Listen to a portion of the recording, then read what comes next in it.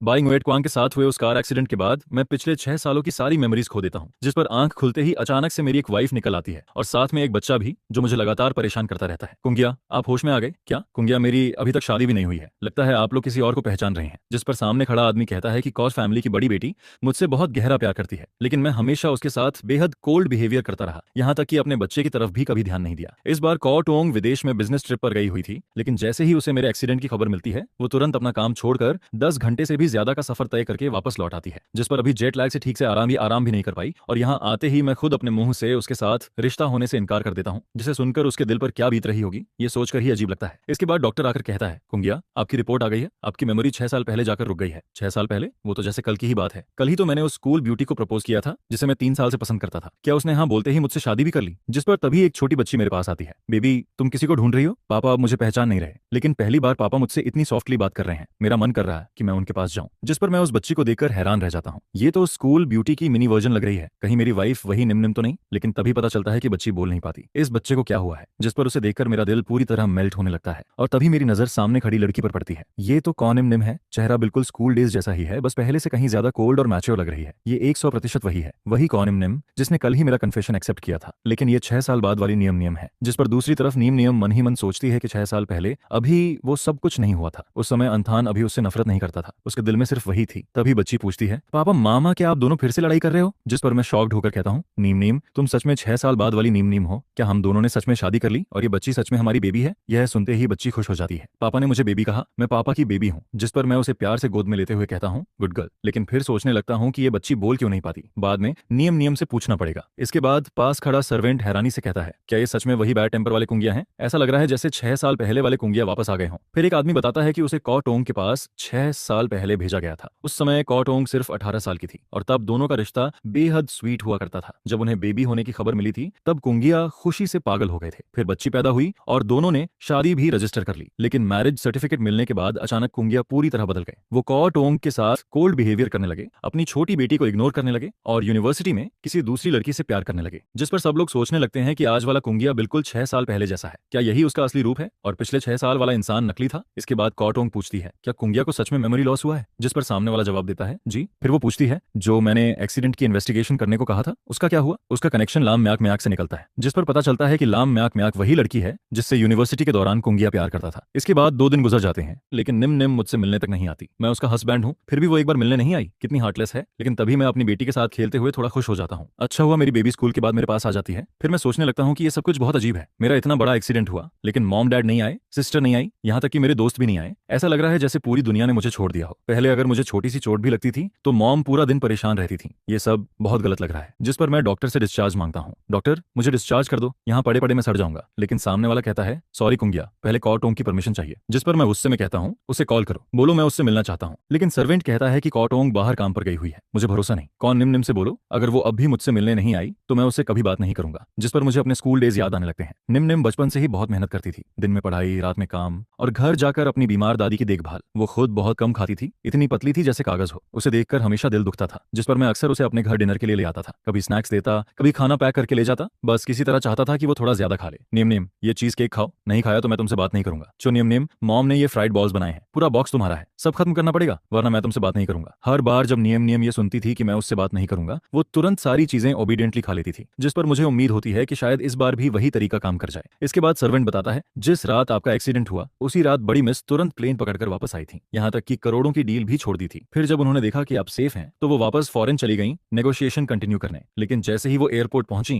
आपने उन्हें तुरंत वापस आने के लिए धमकी दे दी। जिस पर सर्वेंट नाराज होकर कहता है, 40 मिनट का रास्ता उन्होंने सिर्फ 30 मिनट में तय किया, अगर रास्ते में एक्सीडेंट हो जाता तो? जब डॉक्टर ने उन्हें फोन किया था मैं वहीं मौजूद था। मैंने साफ सुना था कि आपने कहा अगर बड़ी मिस तुरंत नहीं आई तो आप कभी उनका चेहरा नहीं देखेंगे। उस समय मैंने उनकी आंखों में साफ पैनिक देखा था। जल्दी हॉस्पिटल चलो, बड़ी मिस आपसे इतना प्यार करती हैं, अगर आप सच में उन्हें इग्नोर कर देते तो वो उनके लिए जान लेने जैसा होता। जिस पर निम ने मुझे देखकर सोचती है कि मेमोरी लॉस के बाद मैं पहले से कहीं ज्यादा नॉर्मल इंसान जैसा लग रहा हूँ, लेकिन फिर भी मैं बेवजह ड्रामा कर रहा हूँ। इसके बाद मैं धीरे से कहता हूँ, सॉरी मुझे नहीं पता था कि तुम लोग सच में काम पर गए हुए थे, मुझे लगा था ये सब बस मुझसे बचने का बहाना है। जिस पर निम हल्की हैरानी से कहती है, जिंदगी में पहली बार मैं आपके मुंह से इतने पॉलिट वर्ड्स सुन रही हूँ। मैं तुरंत जवाब देता हूँ, गलती मेरी थी, मैं बस बहुत बेचैन हो गया था। फिर मैं कहता हूँ, सॉरी कुंगिया, कोई बात नहीं, गलती मेरी थी, अच्छा हुआ रास्ते में तुम लोगों के साथ कुछ नहीं हुआ। इसके बाद मैं धीरे से निम की तरफ देखकर कहता हूँ, निम आई एम सॉरी, मैं बस तुम्हें बहुत मिस कर रहा था। तुम्हें नहीं पता इन 2 दिनों में मैं कितना बोर्ड हो गया था, ना फोन है ना किसी से कांटेक्ट कर सकता सकता हूँ, मैं तो यहाँ पूरी तरह सड़ गया हूँ। और तभी मुझे उसके पास से आती हुई सीडर परफ्यूम की खुशबू फील होती है। ये सीडर फ्रेग्रेंस, इसे तो सिर्फ 6 साल पहले वाला आनथान ही इस्तेमाल करता था। सॉरी, शायद मैं तुम्हारा ठीक से ख्याल नहीं रख पाई। जिस पर मैं तुरंत कहता हूँ, अरे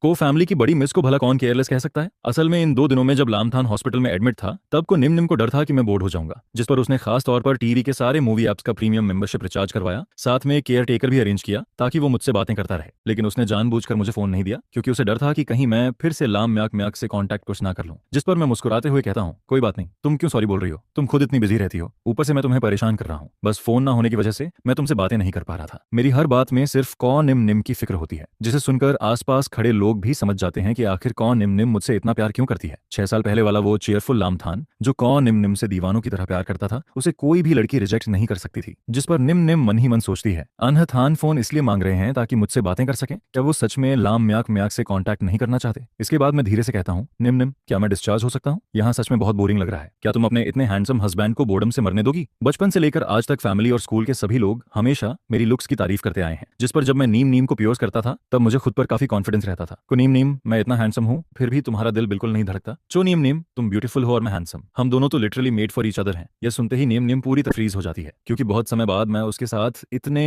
क्लोज और इंटीमेट तरीके से बिहेव कर रहा था। जिस पर वो मन ही मन सोचती है, अंथन, आपको पता है ना, आपकी कोई भी रिक्वेस्ट मैं मना नहीं कर सकती। इसके बाद वो धीरे से कहती है, ठीक है, मैं असिस्टेंट डूइंग से डिस्चार्ज प्रोसेस करवाती हूँ। जिस पर मैं खुश होकर कहता हूँ, नियम नियम, मुझे पता था तुम सबसे बेस्ट हो। यह सुनते ही वो फिर से कुछ सेकंड के लिए वहीं रुक जाती है, बिल्कुल वैसे ही जैसे उस समय रुक जाती थी जब मैंने पहली बार उसे प्योर्स करना शुरू किया था। उस समय जैसे ही मैं उसके करीब जाता, निम निम तुरंत अपने चारों तरफ इनविजिबल फायरवॉल खड़ी कर लेती थी, सिर्फ मुझसे बचने के लिए। लेकिन फिर मैंने लगातार कोशिश की और आखिरकार उसने अपने दिल की दीवारें गिरा दी और मुझे एक्सेप्ट करना शुरू कर दिया। उसके बाद जब भी मैं उसे छूता, वो पहले की तरह स्टिफ नहीं होती थी। जिस पर मैं मन ही मन सोचता हूँ, लामथान, आखिर इन सालों में तुमने ऐसा क्या किया कि सब कुछ फिर से स्टार्टिंग पॉइंट पर पहुंच गया। पास खड़ा सर्वेंट भी हैरानी से कहता है, 6 साल पहले वाले कुंगिया सच में बहुत पैशनेट थे, तभी तो को निम निम खुद को रोक नहीं पाई। इसके बाद सर्वेंट जल्दी से कहता है, क्लिन, ठीक है, मैं डिस्चार्ज फॉर्मेलिटीज पूरी करवाता हूँ। और फिर जैसे ही मैं बाहर निकलता हूँ, सामने खड़ी लग्जरी कार देखकर दंग रह जाता हूँ। नियम नियम, कहीं तुमने कोई इलीगल काम तो नहीं किया? इतनी एक्सपेंसिव कार। इन 2 दिनों में हॉस्पिटल के टीवी से मुझे 2026 की दुनिया के बारे में थोड़ा बहुत समझ आ चुका था, इसलिए मैं पूरी तरह आउटडेटेड नहीं था। लेकिन ये कार कम से कम कई मिलियन युआन की जरूर लग रही थी। जिस पर सर्वेंट तुरंत कहता है, कुंगिया, हमारी बड़ी मिस बिल्कुल लीगल बिजनेस करती है। मैं ये सुनकर धीरे से पूछता हूँ, तो इन सालों में तुमने बहुत मेहनत की होगी ना? खाली हाथों से यहाँ तक पहुंचना आसान नहीं होता, बहुत स्ट्रगल किया होगा। जिस पर निम निम बिना हिचकिचाए जवाब देती है, मुझे मेहनत नहीं लगी। उस समय मैं सिर्फ इसलिए काम करती थी ताकि अंथान वो सब कर सकें जो वो चाहते हैं। जब तक अंथान खुश हैं, मुझे कोई तकलीफ फील नहीं होती। इसके बाद मैं उनकी मंशन पहुंचता हूँ और अंदर का नजारा देखकर पूरी तरह शॉक्ड रह जाता हूँ। मैंने जिंदगी में इतना बड़ा घर कभी नहीं देखा। को निम निम, ये हाउस खरीदने के लिए तुम्हें कितने साल मेहनत करनी पड़ी होगी? लेकिन सर्वेंट तुरंत बताता है, कुंगिया, असल में बड़ी मिस को फैमिली की खोई हुई एल्डेस्ट ग्रैंडडॉटर है। ये हाउस उन्हें बचपन में ही गिफ्ट मिला था, बाद में इसे आप दोनों के वेडिंग हाउस में बदल दिया गया। जिस पर मुझे याद आता है कि मैंने टीवी पर किम सिटी की सबसे पावरफुल फैमिली कॉ फैमिली के बारे में देखा था। एक सेंचुरी पुरानी बड़ी फैमिली जिसका बिजनेस पूरे देश में टॉप पर है, और मौजूदा सीईओ की लीडरशिप में कॉ ग्रुप पहले से भी ज्यादा पावरफुल बनता जा रहा है। और वो सीईओ कोई और नहीं बल्कि निम निम ही है। ये जानकर मैं हैरानी से कहता हूँ, को निम निम, तुम तो सच में अमेजिंग हो। जिस पर वो हल्का सा मुस्कुराकर कहती है, और नहीं तो क्या, असल में को फैमिली को अपनी खोई हुई ग्रैंडडॉटर बहुत मुश्किल से वापस मिली थी। लेकिन निम निम की कैपेबिलिटी इतनी एक्स्ट्रा ऑर्डिनरी थी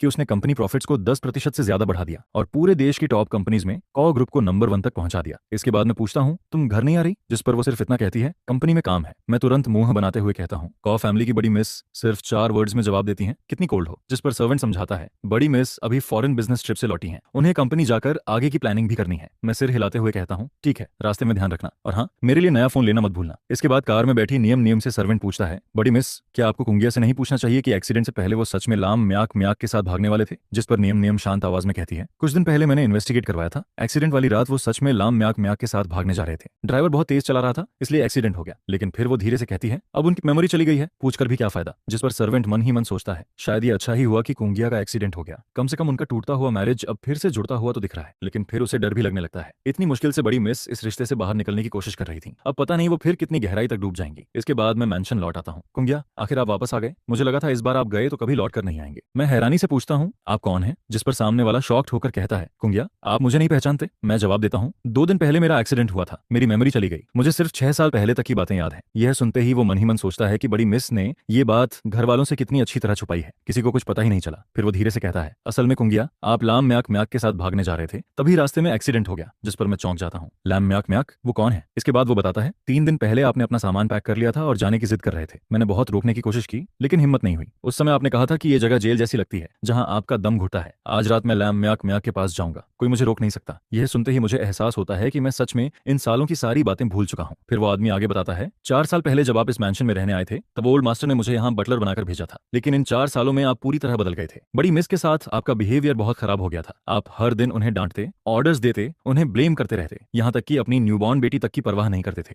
यह सुनते ही मेरा सिर दर्द से भरने लगता है, जिस पर वो तुरंत घबराकर पूछता है, कुंगिया आप ठीक तो हैं? क्या फिर से हेडेक हो रहा है? सॉरी, शायद मैंने ज्यादा बोल दिया। लेकिन मैं धीरे से कहता हूँ, मैं ठीक हूँ, थैंक यू अंकल। हाँ। यह सुनते ही वो आदमी स्टंड रह जाता है। 4 सालों में कुंगिया हमेशा मेरी कमियां निकालते रहे, लेकिन आज उन्होंने मुझे थैंक यू कहा। फिर वो भावुक होकर कहता है, इसमें थैंक यू बोलने की क्या बात है? बड़ी मिस हमेशा मेरे साथ अच्छा बिहेवियर करती थी और शुरुआत में कुंगिया भी बहुत अच्छे इंसान थे। आप हमेशा मुझे रिस्पेक्ट देते थे, लेकिन एक रात के बाद अचानक सब बदल गया। कभी कभी तो मुझे लगता था जैसे कुंगिया को मल्टीपल पर्सनैलिटी डिसऑर्डर हो। जिस पर वो गंभीर होकर पूछता है, कुंगिया क्या आपने कभी सोचा है अगर आपकी मेमोरी वापस आ गई तो क्या आप फिर पहले जैसे बन जाएंगे? यह सुनते ही मैं अंदर तक हिल जाता हूँ। क्या मुझे किसी भूत ने पॉजेस कर लिया था? अंकल हाँ, जिस इंसान की बात कर रहे हैं वो मैं हो ही नहीं सकता। मैं निम निम से इतना प्यार करता हूँ तो फिर मैं उसे कैसे चीट कर सकता हूँ? और ना ही मैं अपने बच्चों के साथ इतना कोल्ड बिहेवियर कर सकता हूँ। चाहे मेरी मेमोरी कभी भी वापस आए, मैं खुद को दोबारा ऐसा इंसान नहीं बनने दूंगा। छोड़ो भी, अगर समझ नहीं आ रहा तो इसके बारे में सोचने का कोई फायदा नहीं है। अभी मुझे बस निम निम और टीयू एनगू का अच्छे से ख्याल रखना है। जिस पर चूहा कहता है, ऐसा नहीं होगा चायू चुयंतम। और फिर वो बोलता है, काफी देर हो गई है, मैं नीचे जाकर देखता हूँ डिनर की तैयारी कहाँ तक पहुंची है। इसके बाद वो कहता है, कोजा कहो थोड़ा रेस्ट कर लीजिए, डाइत्यूथू और त्यूथू बस आने ही वाली है। फिर वो एक पार्सल देते हुए कहता है, कोजा ये आपका पैकेज है। जिसके जवाब में मैं कहता हूँ, कामोंचू। ये सुनकर वो हैरान रह जाता है, जिस पर वो मन ही मन सोचता है, मैंने सही सुना ना, कुगिया ने मुझे थैंक यू कहा? ये तो 100 साल में एक बार होने वाली बात है। पहले तो जरा सी बात पर भी गलती निकालता रहता था और अब इतना पॉलिट बन गया है, सच में भूत चढ़ गया लगता है। इसके बाद मैं देखता हूँ कि सारे क्लोथ्स इस साल के नए मॉडल्स हैं, जिस पर मैं सोचता हूँ ये सब शायद नियम नियम ने खरीदे होंगे। फिर निकनेम देखकर मैं बोलता हूँ, ये निकनेम कितना चीजी है। पहले जब मैं नियम नियम को टीज करता था तभी उसे नियम नियम लिटिल सिस्टर बुलाता था। और फिर मैं खुद से कहता हूँ, मुझे वो सारी चीजें खत्म करनी होंगी जो निम निम को दुख पहुंचाती हैं। इसके बाद मैं फोन कॉन्टैक्ट्स देखता हूँ और सोचता हूँ, इस इंसान को मैं नहीं जानता, शायद कोई क्लासमेट या कॉलेग होगा। फिर मुझे पता चलता है कि निम निम ने मेरे लिए छुट्टी अप्लाई कर दी थी, जिस पर मैं सोचता हूँ, नीम नीम सच में बहुत केयरिंग है। इसके बाद मुझे याद आता है कि मेरा टूटा हुआ फोन अभी भी हॉस्पिटल में पड़ा है, जिस पर मैं सोचता हूँ उसने जरूर देखा होगा। शायद वो नहीं चाहती कि मैं लाम म्याक म्याक से कांटेक्ट करूं, इसलिए नया फोन नहीं दिया। वैसे कोई भी उसकी जगह होता तो यही करता। इसके बाद मैं सोचता हूँ, सर डैड कहाँ है, मॉम कहाँ है, सिस्टर कहाँ है, और डोंगथ्यू कीत भी नहीं दिख रहा, यहाँ कोई क्यों नहीं है? जिस पर चूहा की बात याद आती है कि मैंने फैमिली से सारे रिश्ते तोड़ दिए थे। ये सोचकर मैं शॉक हो जाता हूँ, क्या ये सच है? फिर मैं देखता हूँ कि सबको मैंने ब्लैकलिस्ट कर रखा है, जिस पर मैं खुद से कहता हूँ, मैं इतना घटिया कैसे हो गया? पिछले 4 सालों में क्या मैं दिमाग से खराब था? इसके बाद चूहा बताता है, उस वक्त कॉजिद पकड़ चुका था कि लाम म्याक म्याक के साथ ही रहेगा। तुम्हारे डैड, मॉम और सिस्टर ने बहुत रोका था, यहाँ तक कि तुम्हारा बचपन का दोस्त भी कई बार समझाने आया था, लेकिन तुम ऐसे बिहेव कर रहे थे जैसे किसी ने तुम पर मैजिक कर दिया हो। तुम्हें लगता था कि सब तुम्हारे प्यार के खिलाफ है, और फिर तुमने खुद फैमिली से सारे रिश्ते खत्म करने का ऐलान कर दिया। यह सुनकर मैं तुरंत अपनी सिस्टर को मैसेज करता हूँ, लेकिन उसने मुझे ब्लॉक कर रखा होता है। एक मैसेज का भी रिप्लाई नहीं आता। फिर मैं डोंगथ्यू किएट को चेक करता हूँ, लेकिन उसने तो मुझे अनफ्रेंड तक कर दिया था। जिस पर मैं बोलता हूँ, अच्छा हुआ उसका नंबर अभी भी मेरे पास है। लेकिन कॉल लगाते ही सामने से आवाज आती है, the number you have dialled is currently unavailable. यह सुनकर मैं परेशान हो जाता हूँ और चूहा से कहता हूँ, चूहा मुझे आपका फोन थोड़ी देर के लिए मिल सकता है? इसके बाद कॉल कनेक्ट होती है और सामने से आवाज आती है, हेलो कौन बोल रहा है? अगर कोई कुछ नहीं बोलेगा तो मैं फोन काट दूंगा। कौन है जो ऐसा बेकार प्रैंक कर रहा है? जिस पर मैं जल्दी से बोलता हूँ, फोन मत काट थ्यूकिएट, मैं लामथान हूँ। यह सुनते ही वो शॉक हो जाता है और गुस्से में बोलता है, लामथान तू पागल हो गया है क्या? आखिर चाहता क्या है? जिस पर मैं कहता हूँ, डोंगथ्यूकीत ये एटीट्यूड क्यों दिखा रहा है? लेकिन वो और गुस्से में बोलता है, अगर बीमार है तो जाकर इलाज करा। तूने उस लैम मार्क मार्क के लिए मुझसे दोस्ती तोड़ दी थी, अब मेरे एटीट्यूड पर सवाल क्यों उठा रहा है? क्या उसने तुझे छोड़ दिया? यह सुनकर मैं कहता हूँ, 2 दिन पहले मेरा एक्सीडेंट हुआ था और मेरी मेमोरी चली गई। जिस पर वो बोलता है, तो उसे मेरा क्या लेना देना? इसके जवाब में मैं कहता हूँ, मुझे सिर्फ हाई स्कूल ग्रेजुएशन तक की बातें याद हैं। आज चूहा ने मुझे पिछले 4 सालों की बातें बताई, लेकिन 2 साल की मेमोरी अभी भी पूरी ब्लैंक है। मैंने मॉम डैड को मैसेज किया, लेकिन उन्होंने रिप्लाई नहीं दिया। सिस्टर ने मुझे ब्लॉक कर रखा है, सिर्फ तेरा फोन ही कनेक्ट हुआ। थ्यूकिएट मुझे तेरी मदद चाहिए। यह सुनकर वो शॉक हो जाता है और बोलता है, क्या तेरी पूरे 6 साल की मेमोरी गायब हो गई? फिर मैं कहता हूँ, हम मिलकर बात करते हैं, मुझे जानना है कि पिछले 6 सालों में आखिर क्या हुआ था, मैं ऐसा इंसान कैसे बन गया? जिस पर वो कहता है, ठीक है थोड़ी देर में टी हाउस में मिलते हैं। लेकिन मैं जवाब देता हूँ, अभी नहीं, थोड़ी देर में निम निम और तियो नगू घर आ जाएंगी। मैं पहले उनके साथ रहना चाहता हूँ। मैं सच में बहुत बुरा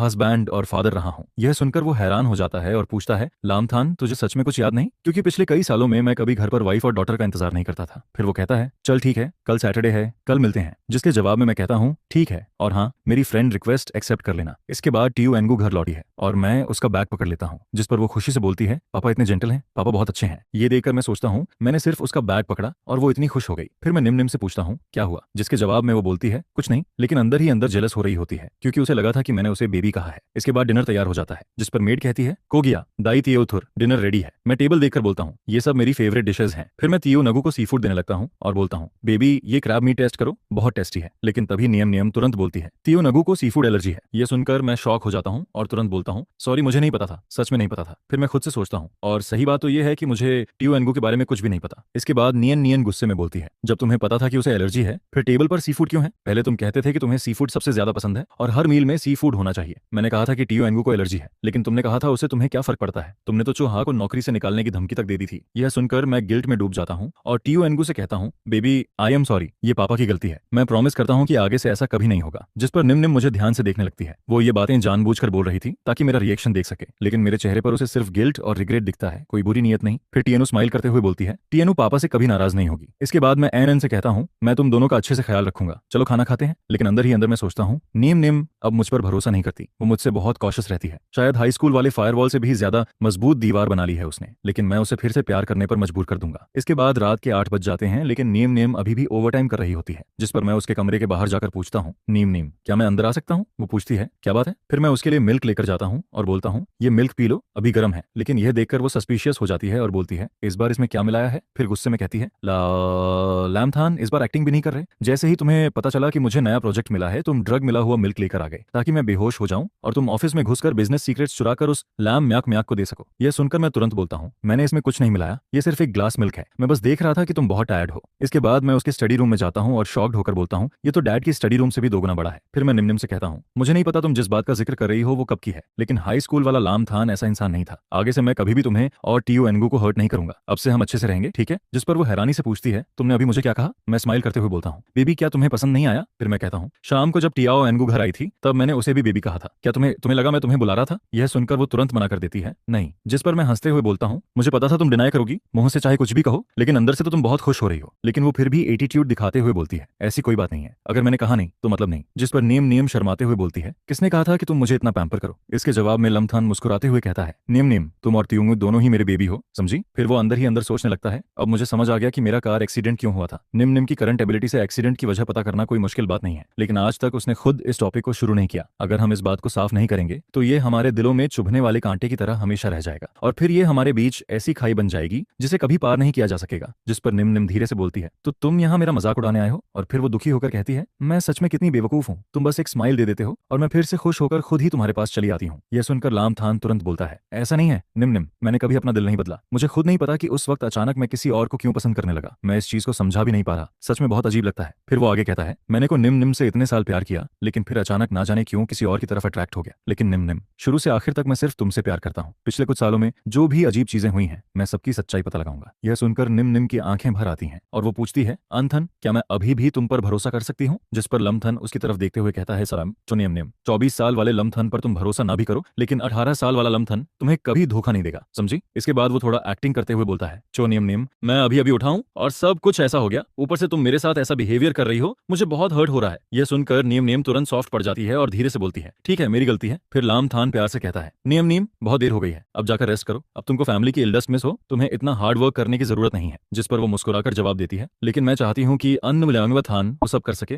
जो उसे पसंद है। यह सुनकर लामथान अंदर ही अंदर इमोशनल हो जाता है, वो इतनी मेहनत सिर्फ मेरे लिए कर रही है। फिर वो कहता है, को निम निम, अब तुम पहले से बहुत कैपेबल हो चुकी हो, खुद को इतना मत थकाओ वरना तुम्हारी बॉडी इसे हैंडल नहीं कर पाएगी। जिस पर निम निम हल्का सा मुस्कुराती है और लामथान बोलता है, हाँ को निम निम, मैं तुम्हारी तारीफ कर रहा हूँ। इसके बाद लामथान कहता है, निम निम, मैं टियाओ एनगू से थोड़ी प्राइवेट बात करना चाहता हूँ। जिस पर वो थोड़ा वरीड होकर उसे देखने लगती है। यह देखकर लामथान तुरंत कहता है, डोंट वरी, मैं उसके साथ पहले जैसा बिहेवियर नहीं करूंगा, मैं बस उससे अकेले में बात करना चाहता हूँ। इसके बाद वो टियाओ एनगू के पास जाता है और प्यार से बोलता है, बेबी पापा से इतना डरती क्यों हो? फिर वो पूछता है, तुम क्या पढ़ रही हो? जिस पर टियाओ एनगू किताब दिखाते हुए बोलती है, हिस्ट्री ऑफ टाइम। ये देखकर लामथान शॉक हो जाता है और सोचता है, ये वही बुक है जिसे 18 साल की उम्र में मैं छूने की हिम्मत नहीं करता था और टियाओ एनगू सिर्फ 14 साल की उम्र में इसे पढ़ रही है। फिर वो सोचता है, नीम नीम की जेन्स सच में बहुत स्ट्रांग है। हाई स्कूल में वो लगातार 3 साल टॉपर रही थी, हर तरह के अवार्ड्स जीतते जीतते उसके हाथ तक थक जाते थे और फिर उसे सीधे सबसे टॉप एकेडमी में एडमिशन मिला था। जिस पर वो टीओ एनगू से कहता है, तुम तो बहुत अमेजिंग हो, इधर आओ, पापा तुम्हें हक करेगा। लेकिन जैसे ही वो उसे गले लगाने की कोशिश करता है, TUION GUR डर जाती है। यह देखकर LAMTHAN को CHUHA की बातें याद आती हैं। पहले वो हमेशा TUIONGUR को IGNORE करता था। जब भी वो LAMMACMAC को ढूंढने जाता, TUIONGUR को अकेले किड्स रूम में छोड़ देता था। चाहे वो कितना भी रोती, उसे कोई फर्क नहीं पड़ता था, यहाँ तक कि उसने उसे धक्का तक दिया था। ये सब याद आते ही उसका दिल टूट जाता है। जिस पर वो धीरे से बोलता है, बेबी पापा को माफ कर दो, पहले पापा ने तुम्हारे साथ अच्छा बिहेवियर नहीं किया, लेकिन अब कभी ऐसा नहीं होगा। बेबी पापा सच में सॉरी है। और फिर पहली बार TNU उसे हक कर लेती है। जिस पर वो शॉक होकर सोचता है, मैंने उसे हक किया और ये पहली बार है जब उसने मुझे अपनाया। इसके बाद वो महसूस करता है कि TN कांप रही है। जिस पर वो तुरंत पूछता है, क्या हुआ बेबी, क्या पापा ने तुम्हें हर्ट कर दिया? फिर वो अंदर ही अंदर खुद को ब्लेम करता है। जरूर मेरी वजह से ऐसा हुआ, पिछले कुछ सालों में मैंने उससे बहुत बुरी बातें कही थी, इसलिए वो अब भी डर रही है। फिर वो प्यार से कहता है, TUEAONGUR, तुम पापा और मामा का सबसे प्रेशियस ट्रेजर हो। पापा तुमसे नफरत कैसे कर सकता है? इसके बाद वो पूछता है, क्या तुम पापा को बता सकती हो पहले पापा ने तुमसे क्या कहा था? जिस पर TN डरते हुए बोलती है, पापा पहले बहुत बुरी बातें कहते थे, लेकिन अगर मैं बता दूं तो क्या पापा नाराज हो जाएंगे? यह सुनकर LT तुरंत कहता है, तुम जो भी सोचती हो सब ऑनेस्टली बोल सकती हो, पापा कभी गुस्सा नहीं होगा। फिर TN धीरे धीरे बोलना शुरू करती है, पहले पापा कहते थे कि TN को पैदा ही नहीं होना चाहिए था, मैं पापा और किसी दूसरे इंसान के बीच रुकावट हूँ। पापा ये भी कहते थे कि मैं सिर्फ एक एनोइंग बच्ची हूँ जिसे ठीक से बात करना भी नहीं आता। ये सुनकर लम्थान की आंखें लाल हो जाती हैं, जिस पर वो खुद से कहता है, ये सब मेरी गलती थी, मैं कभी अच्छा फादर नहीं बन पाया। फिर वो ट्यूंगू को अपने पास खींचते हुए बोलता है, बेबी तुम्हें पता है हाई स्कूल के टाइम से ही पापा ड्रीम करता था कि वो मामा के साथ एक बेबी करेगा, पापा तुम्हारे आने का बहुत इंतजार करता था। इसके बाद वो उसके सिर पर हाथ फेरते हुए कहता है, इसलिए तुम पापा और मामा का सबसे यूनिक ट्रेजर हो, भगवान का दिया हुआ सबसे प्रेशियस गिफ्ट। यह सुनकर TNU उसकी वार्मथ को फील करती है और सोचती है, पापा की आर्म्स कितनी वार्म है। फिर LMTHN उसे कहता है, तो क्या तुम पापा से एक प्रॉमिस करोगी? जिस पर वो धीरे से सिर हिलाती है। फिर वो बोलता है, पहले पापा ने जो भी बुरी बातें कही थी उन्हें भूल जाओ, बस एक बात याद रखना, TNU पापा की सबसे प्यारी ट्रेजर है। इसके बाद वो प्यार से कहता है, अब बहुत देर हो गई है, जल्दी सो जाओ। और फिर वो सोचता है, उम्मीद है इन बातों के बाद वो धीरे धीरे अपना दिल खोलेगी, मुझसे डरना बंद करेगी और मुझे एक्सेप्ट करेगी। लेकिन तभी वो देखता है कि TUIONGUR अभी भी जाग रही है। जिस पर वो पूछता है, अरे अभी तो पापा ने कहा था कि गुड गर्ल बनकर सो जाओ। फिर वो प्यार से पूछता है, TUIONGUR, क्या आज तुम खुश हो? जिस पर TNU मुस्कुराते हुए बोलती है, हाँ। फिर वो पूछता है, तो मामा को बताओ आज इतना खुश क्यों हो? इसके जवाब में TNU एक्साइटेड होकर बोलती है, क्योंकि आज पापा ने मेरे साथ बहुत अच्छा बिहेवियर किया, उन्होंने मुझे खाना सर्व किया, मेरा माउथ साफ किया, मुझे हक किया और मुझे ट्रेजर भी कहा। पापा ने यह भी कहा कि मैं भगवान का दिया हुआ सबसे प्रेशियस गिफ्ट हूँ। यह सुनकर निम की आंखें नम हो जाती हैं। फिर वो पूछती है, तो क्या तुम्हें आज वाले पापा पसंद है? जिस पर नरेशन चलता है। हालांकि TUNGU ज्यादा बात नहीं करती, लेकिन वो बहुत स्मार्ट है। वो भी अपनी माँ की तरह डरती है कि आज वाला लामथान बस थोड़े समय के लिए है और फिर वो दोबारा उन्हें छोड़कर चला जाएगा। फिर निम TNGU को गले लगाकर कहती है, गुड गर्ल, मामा कोशिश करेगी कि आज वाले पापा कभी हमसे दूर ना जाए। इसके बाद रात में लामथान फोन चेक करता है और सोचता है, नियम अभी तक वापस नहीं आई। फिर वो खुद से कहता है, आखिर मैं इस औरत से कितना प्यार करता था, मैंने तो उसके मैसेजेस के स्क्रीनशॉट्स तक सेव करके रखे हैं। लेकिन फिर वो ध्यान से चैट पढ़ता है और शॉक हो जाता है। जिस पर वो सोचता है, रुको, ज्यादातर चैट्स में तो मैं अकेला ही बोल रहा हूँ, मैं दर्जनों मैसेजेस भेजता हूँ और सामने से मुश्किल से कुछ रिप्लाईज आते हैं, और जब भी वो खुद बात शुरू करती है तो सिर्फ निम की कंपनी की इन्फॉर्मेशन पूछने के लिए। फिर वो गुस्से में सोचता है, मैं ऐसी औरत को कैसे पसंद कर सकता था। इसके बाद वो खुद से कंपेयर करने लगता है, ना वो निम जितनी खूबसूरत है, ना उसकी बॉडी उतनी अच्छी है, और फैमिली बैकग्राउंड तो बिल्कुल भी नहीं। आखिर मैंने उसमें ऐसा क्या देखा? फिर उसे याद आता है कि 2 दिन हॉस्पिटल में रहने के बावजूद उस औरत ने उसकी कोई चिंता नहीं की, सिर्फ बाद में एक मैसेज भेजा जिसमें लिखा था, लम्थन, इसका क्या मतलब है? 3 दिन पहले हमने एयरपोर्ट पर साथ भागने का प्लान किया था, तुम आए क्यों नहीं? मैं पूरा दिन एयरपोर्ट पर तुम्हारा इंतजार करती रही, ठंडी हवा में पूरी रात खड़ी रही, मैंने तुम्हें कॉल किया, मैसेजेस किए, लेकिन तुमने जवाब नहीं दिया। क्या आप मेरे साथ गोस्टिंग खेल रहे हो? ठीक है, बहुत अच्छा, बाद में पछताना मत, मैं अभी तुम्हें ब्लॉक कर रही हूँ। यह पढ़ते ही लामथान को घिन आने लगती है। जिस पर वो बोलता है, इस औरत का टोन सुनकर ही मुझे उल्टी आने लगती है, दफा हो जाओ, चाहे दुनिया खत्म हो जाए, मैं तुम्हारे साथ नहीं रहूंगा, तुम्हें ब्लॉक करने की जरूरत नहीं, मैं खुद तुम्हें डिलीट करता हूँ। इसके बाद वो तुरंत उसे डिलीट कर देता है और राहत की सांस लेते हुए बोलता है, अब जाकर सुकून मिला। दूसरी तरफ लाम म्याक म्याक गुस्से में फोन देखती है और बोलती है, लामथान ने मुझे डिलीट कर दिया? अच्छा, बहुत अच्छा, मेरी फ्रेंड लिस्ट से मुझे हटाने की हिम्मत कैसे हुई इसकी? लामथान, बाद में पछताना मत। इसके बाद लम्थान फोन के सेव्ड फोल्डर को चेक करता है, वहां ज्यादातर चैट्स और स्क्रीनशॉट्स सिर्फ लम मैक मैक से जुड़े हुए होते हैं। जिस पर वो सोचता है कि क्या और कुछ नहीं है। फिर उसकी नजर एक फाइल पर जाती है और वो बोलता है, ये तो किसी वर्क रिलेटेड चीज जैसी लग रही है, क्या ये इंसान उन नए कॉलेग्स में से है जिनसे मैं पिछले कुछ सालों में मिला था? जिस पर लामथान खुद से कहता है, छोड़ो, अभी इसे रहने देता हूँ, क्या पता बाद में काम आ जाए। फिर वो इधर उधर देखते हुए बोलता है, नीम अभी तक वापस क्यों नहीं आई? इसके बाद उसकी नजर एक अजीब निकनेम पर पड़ती है, जिस पर वो शॉक होकर बोलता है, ये कैसा अजीब निकनेम है, ये काम तो मैं कभी नहीं कर सकता। और तभी अचानक वो खुद से बातें करने लगता है, मुझे नहीं पता तू कौन है, लेकिन तुरंत मेरे शरीर से बाहर निकल जा, तूने मेरी बॉडी का इस्तेमाल करके नियम और त्यूंग्यू को हर्ट करने की हिम्मत कैसे की? अगर फिर ऐसा किया ना तो मैं किसी मास्टर को बुलाकर तेरी सोल तक उड़ा दूंगा। इसके बाद रात में वो रूम के बाहर खड़ा होकर पूछता है, नीम तुम अभी तक बेडरूम में क्यों नहीं आई?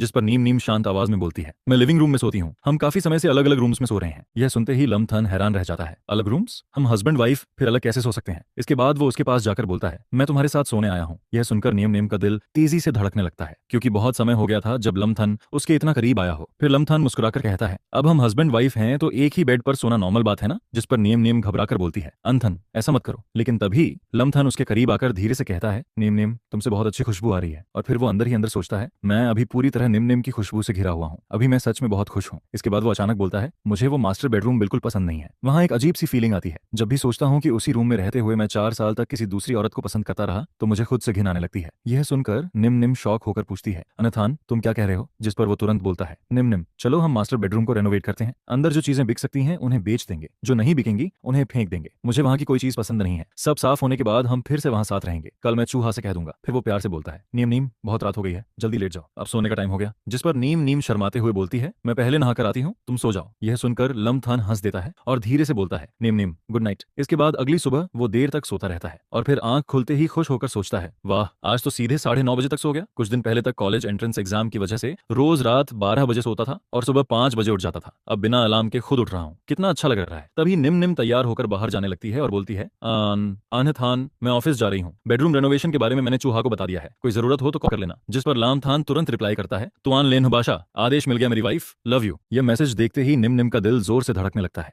उधर कंपनी में एक एम्प्लॉय प्रोजेक्ट रिपोर्ट दे रहा होता है, लेकिन वो घबराया हुआ सोचता है, प्रोजेक्ट में गलती हो गई, फिर भी कोटोंग कुछ बोल क्यों नहीं रही, कहीं मुझे जॉब से निकालने वाली तो नहीं। और फिर वो डरते हुए सोचता है, नहीं नहीं ऐसा नहीं हो सकता, ऊपर बूढ़ी माँ है, नीचे छोटे बच्चे हैं, ऊपर से घर का 32 साल वाला लोन भी बाकी है। तभी नियम नियम के फोन पर लम्थान का दूसरा मैसेज आता है, तुआन लेन बासा, लव यू। और फिर वो मैसेज देखकर ब्लश करने लगती है, जिस पर वो मन ही मन बोलती है, अनथान ने मुझे वाइफ कहा और लव यू भी बोला। इसके बाद उसका मूड तुरंत अच्छा हो जाता है, जिस पर सारे एम्प्लॉयज राहत की सांस लेते हैं और सोचते हैं, बच गए, आज कोटोंग का मूड अच्छा है। तभी एक एम्प्लॉय पूछता है, कोटोंग डिजाइन डिपार्टमेंट का हेड अचानक कॉन्ट्रैक्ट तोड़कर चला गया, क्या हमें नया इंसान हायर करना चाहिए। जिस पर नियम नियम शांत होकर बोलती है, बाकी काम तुम लोग हैंडल कर लो, और कोई इशू है। ये सुनकर सारे लोग जल्दी से बोलते हैं, नहीं नहीं और कोई प्रॉब्लम नहीं है। और फिर वो लोग मन ही मन सोचने लगते हैं, पहले जब भी प्रोजेक्ट में छोटी सी गलती होती थी कोटोंग बहुत गुस्सा हो जाती थी, फिर उन्हें उसकी पुरानी बातें याद आने लगती हैं। इतना छोटा काम भी ठीक से नहीं कर सकते, इतनी हाई सैलरी किस बात की ले रहे हो, बेसिक मिस्टेक्स तक कर देते हो, अगर दोबारा ऐसी गलती हुई तो खुद रेजिग्नेशन दे देना। जिस पर सारे लोग सोचते हैं, पिछले 4 सालों में पता नहीं कोटोंग को क्या हो गया था, उनका मूड हर दिन बदलता रहता था, लेकिन आज वो सरप्राइजिंगली बहुत जेंटल है। फिर एक एम्प्लॉय धीरे से बोलता है, अभी जब कोटोंग फोन देख रही थी, कॉन्टैक्ट नेम लामथान था और मैंने स्निक करके एक लाइन भी देखी, उसमें लिखा था लव यू।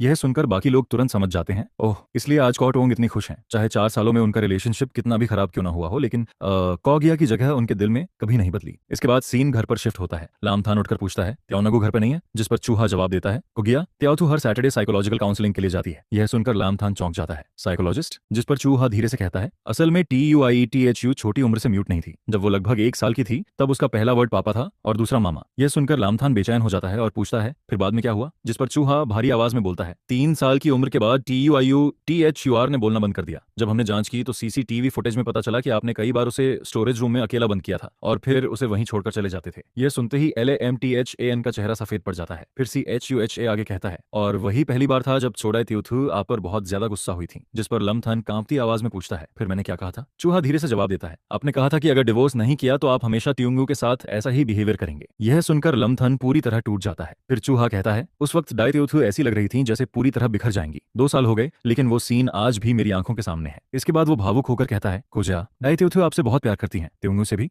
वो ना आपको खोना चाहती थी ना अपनी बेटी को, इसलिए आखिर में उन्हें कॉम्प्रोमाइज करना पड़ा। फिर वो दुखी होकर कहता है, उन्होंने हम सर्वेंट्स को कहा था कि TNU का ध्यान रखें, लेकिन हम आपकी बात कैसे टालते। कई बार आपने TNU के साथ बुरा बिहेवियर किया और हमें वार्निंग दी कि ये बातें DTU को न बताएं। हम भी हेल्पलेस थे। ये सब सुनकर लम्थान की आंखें भर आती हैं। जिस पर चूहा घबराकर पूछता है, कोजा आप ठीक है ना, अब ठीक है ना, क्या फैमिली डॉक्टर को बुलाऊं। लेकिन लम्थान बस शॉक में बैठा रहता है और सोचता है, क्या सच में मुझ पर किसी भूत का साया था। उस आदमी की मुझसे क्या दुश्मनी थी, उसने मेरे प्यार करने वालों के साथ ऐसा क्यों किया। फिर वो धीरे से कहता है, मैं ठीक हूँ धन्यवाद चूहा। इसके बाद वो पूछता है, उस साइकोलॉजिस्ट के बारे में बताइए। जिस पर चूहा जवाब देता है, शुरू में दाई तिएथू ने कई प्राइवेट साइकोलॉजिस्ट ढूंढे थे, लेकिन कोई फायदा नहीं हुआ। बाद में नगेथुअत शाह नाम का एक साइकोलॉजिस्ट खुद अप्लाई करके आया। वो सिर्फ तिएथू का ट्रीटमेंट नहीं करता था, बल्कि दूसरे रिच किड्स को भी साथ लाता था। सुबह बच्चों को साथ खिलाता था और दोपहर में प्राइवेट ट्यूटोरिंग देता था। उसका कहना था कि इससे रिजल्ट बेहतर आएगा। पिछली बार जब दाई टीथू एनगू को वहां लेकर गई थी, उन्होंने क्लिनिक भी चेक किया था। अगर कॉ चाहें तो जाकर देख सकते हैं। यह सुनकर लामथान सोचता है, पहले मुझे थ्यूकिएट से मिलना होगा, अब और डिले नहीं कर सकता। पिछले 6 सालों में आखिर मेरे साथ क्या हुआ। इसके बाद वो थ्यूकिएट से मिलने पहुंचता है। जैसे ही थ्यूकिएट उसे देखता है वो शॉक होकर सोचता है, मैंने देखते ही इसे पहचान लिया। बचपन से लेकर हाई स्कूल तक हम हमेशा साथ रहे, सब बातें एक दूसरे से शेयर करते थे, लेकिन आज इसका ड्रेसिंग स्टाइल बिल्कुल अलग है। ना वो फ्लैशी लुक, ना वो एक्सपेंसिव स्टाइल। ये तो बिल्कुल 18 साल वाले लामथान जैसा लग रहा है। क्या सच में 18 साल वाला लामथान वापस आ गया। तभी लामथान हंसते हुए बोलता है, अरे यार थ्यूकिएट, तू तो अब इतना हैंडसम हो गया। जिस पर थ्यूकिएट तुरंत बोलता है, लामथान हमारी दोस्ती खत्म हो चुकी थी। लेकिन लम्थन तुरंत उसके सामने हाथ जोड़ देता है और बोलता है,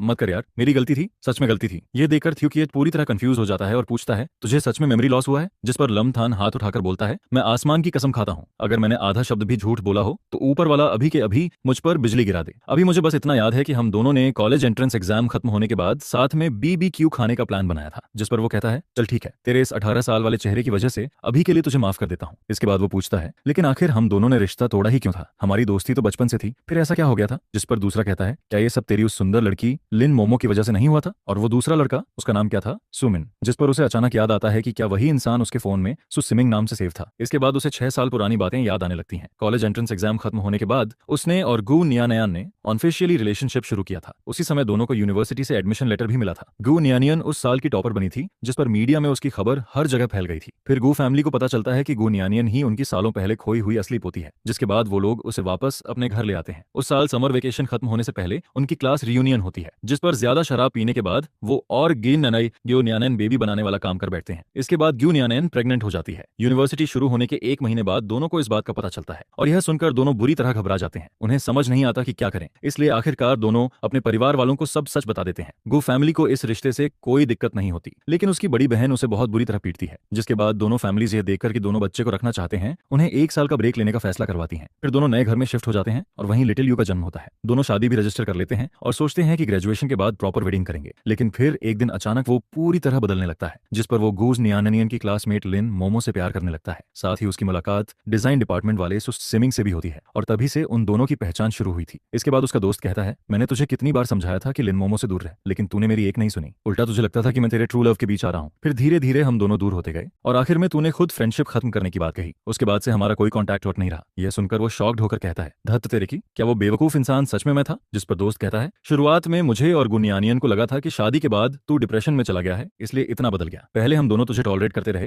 लेकिन बाद में तू पूरी तरह पागलों जैसी हरकतें करने लगा था। एक बार तो सिर्फ लिन मोमो की वजह से तूने गुनियानन के दूध में स्लीपिंग पिल्स मिला दी थी, जिसके बाद उसके सो जाने पर तू चुपके से स्टडी रूम में गया और कंप्यूटर का डेटा कॉपी करके लिन मोमो को दे दिया, जिस पर गू कॉर्पोरेशन को करोड़ों का नुकसान हुआ था। गू नियानन सच में तुझसे बहुत प्यार करती थी, तभी वो इतना सब सह पाई। मैं तो कब का हार मान चुका था। यह सुनकर वो धीरे से कहता है, तो ये बात थी, कल रात जब मैं नियानन को दूध देने गया था तब वो इतनी सतर्क क्यों थी? अब समझ आया, पहले भी उसके साथ ऐसा हो चुका था। इसके बाद वो शर्मिंदा होकर कहता है, क्यों ओजे, मुझे माफ कर दे, गलती मेरी थी। जिस पर दोस्त हंसते हुए कहता है, अभी वाला तू पहले वाले कमीने जैसा नहीं है, इसलिए माफी मांगने की जरूरत नहीं। मुझे पता था कि हमारी दोस्ती इतनी आसानी से खत्म नहीं हो सकती, लेकिन इतने सालों का दुख मैं यूं ही नहीं भूल सकता, तुझे इसकी भरपाई करनी पड़ेगी। जिस पर वो हंसकर कहता है, ठीक है, बोल क्या चाहिए तुझे? जिसके जवाब में दोस्त कहता है, किसी दिन दोनों शॉपिंग मॉल चलते हैं, लेकिन पहले ही बता देता हूँ, मुझे देखकर ऐसा मत सोच लेना कि मेरे पास पैसे हैं। यह सुनकर वो कहता है, तुझे क्या अपनी वाइफ की दौलत का अंदाजा नहीं है? वो गए में वो फैमिली की नंबर 1 हेयरस है और अब खुद कंपनी की सीईओ भी है, और तू मुझसे गरीबी का रोना रो रहा है। जिस पर वो ऑकवर्ड हो कहता है, अरे मुझे तो अभी मेमोरी लॉस है, मुझे क्या पता मेरे पास पैसे हैं या नहीं, पहले मुझे नियानियन से बात कर लेने दे। दोस्त तुरंत कहता है, नहीं भाई, अब पीछे मत हटना, याद कर शुरुआत में तेरी और गु नियानियन की लव स्टोरी में मेरा भी आधा कंट्रीब्यूशन था, अब तुम दोनों के थोड़े पैसे खर्च करवा दूं तो क्या बुरा है। इसके बाद उसे अचानक अपने पेरेंट्स और बड़ी बहन की याद आती है, जिस पर वो पूछता है, क्या तुझे पता है कि अभी मॉम डैड और दीदी कैसे हैं? मैं उनसे कॉन्टैक्ट नहीं कर पा रहा हूँ। दोस्त गहरी सांस लेकर कहता है, तेरे पेरेंट्स तुझसे बहुत हर्ट हुए थे, तुम दोनों लीगल हस्बैंड वाइफ बन चुके थे, लेकिन अचानक तू कहने लगा कि तुझे लिन मोमो से प्यार है और तू डिवोर्स चाहता है। गु नियानियन ने मना कर दिया, जिसके बाद तू घर जाकर अपने पेरेंट्स से लड़ने लगा। शुरुआत में उन्हें दही में लगा था कि हस्बैंड वाइफ के बीच छोटी मोटी प्रॉब्लम है, लेकिन जब उन्हें असली वजह पता चली तब वो और ज्यादा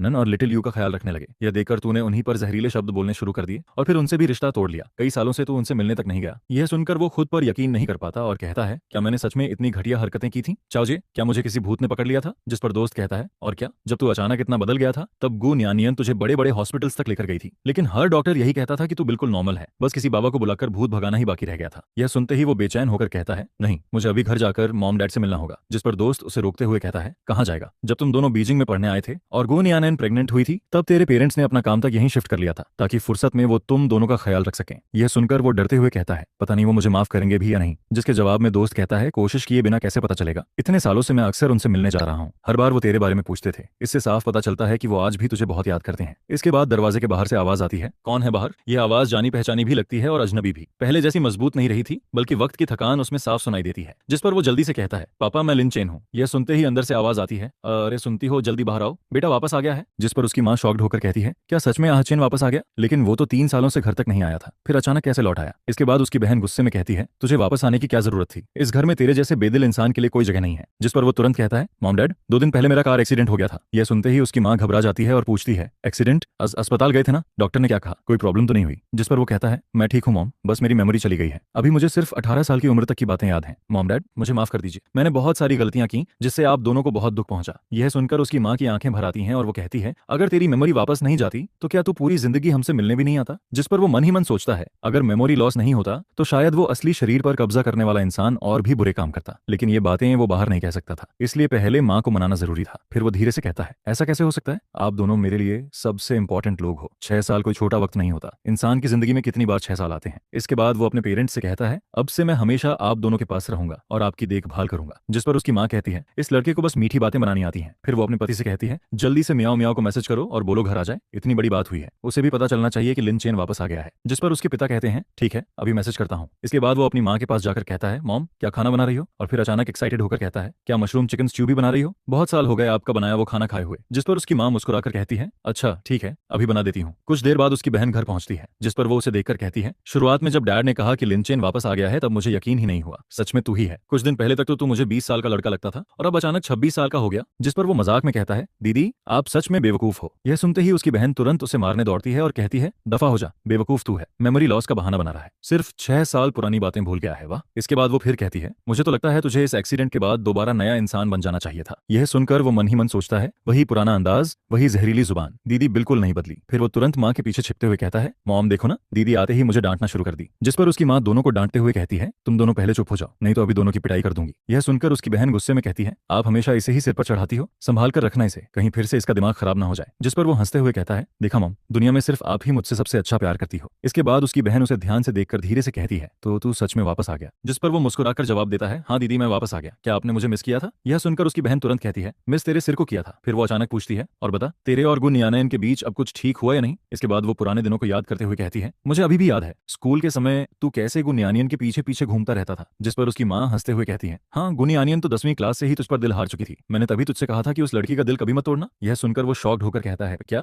यानियन मुझे 10th क्लास से पसंद करती थी, उस समय तो मैं खुद उसे इंप्रेस करने की कोशिश कर रहा था। जिस पर उसकी माँ कहती है याद है ना तू कितने दिनों तक उसके पीछे पड़ा रहा था, बड़ी मुश्किल से वो पहली बार हमारे घर खाना खाने आई थी। फिर वो खुद याद करते हुए कहता है हाँ मैंने पूरे एक सेमेस्टर तक उसे प्योर्स किया था, अगले सेमेस्टर में जाकर बहुत मनाने के बाद वो पहली बार घर आई थी। इसके बाद उसकी माँ धीरे से कहती है उस समय न्यानयन सिर्फ अपनी दादी के साथ रहती थी, वो इतनी दुबली पतली थी कि देखकर ही दया आ जाए, इतनी ज्यादा डिफेंसिव लड़की अगर तेरे साथ हमारे घर आने को तैयार हुई थी तो जरूर उसने बहुत हिम्मत जुटाई होगी, उसके दिल में तभी से तू था। फिर उसकी माँ कहती है मेरी नजर कभी गलत नहीं होती, अगर ऐसा ना होता तो हम भी तुम दोनों के रिश्ते के लिए राजी नहीं होते। यह सुनकर वो अंदर ही अंदर सोचने लगता है क्या सच में उस समय से ही न्यानयन मुझे पसंद करती थी। इसके बाद उसके पिता कहते हैं गुनियानन ने हमेशा हमारे साथ बहुत अच्छा व्यवहार किया, उस समय हमारा परिवार लिन सिटी में रहता था, जिंदगी ठीक ठाक थी, लेकिन बीजिंग जैसे महंगे शहर में घर खरीदना हमारे बस की बात नहीं थी। फिर वो आसपास देखते हुए कहते हैं ये घर भी न्यानयन ने ही हमारे लिए तैयार करवाया था ताकि बीजिंग में हमारा भी एक ठिकाना हो सके। जिस पर उसकी माँ भी कहती है हाँ इतने सालों से तू घर नहीं आया, लेकिन न्यानयन हमेशा हमसे मिलने आती रही, हर बार हमारे लिए गिफ्ट्स भी लेकर आती थी, वो हमें अपने असली पेरेंट्स की तरह ट्रीट करती है। फिर उसकी माँ उसकी तरफ देखकर कहती है उसके दिल और आंखों में सिर्फ तू ही है, इसलिए कभी उसका दिल मत तोड़ना। यह सुनकर उसकी बहन भी कहती है उस समय मैंने उसे बहुत समझाया था कि तुझे छोड़ दे, लेकिन उसने कहा कि वो तुझसे नाराज नहीं है, उसने कहा था कि उसने सही इंसान चुना है और वो हमेशा तेरे साथ रहेगी। इसके बाद उसकी बहन धीरे से कहती है गुन यानियन सच में तुझसे बहुत गहरा प्यार करती है, इतने सालों में भी उसने तेरा साथ नहीं छोड़ा। फिर वो हंसते हुए कहती है सच बताऊं शुरुआत में जब मुझे पता चला कि तुझे गुन यानियन पसंद है तब मैंने इस रिश्ते का विरोध किया था। उनका परिवार गरीब था, ऊपर से उनकी दादी की जिम्मेदारी भी थी, लेकिन ग्रेजुएशन के बाद अचानक वो बीजिंग के गु फैमिली की सबसे बड़ी पोती निकल आई, उनका स्टेटस हमारे परिवार से कहीं ज्यादा बड़ा हो गया। जिस पर वो आगे कहती है उस समय मुझे डर था कि कहीं अमीर बनने के बाद वो तुझे छोड़ ना दे।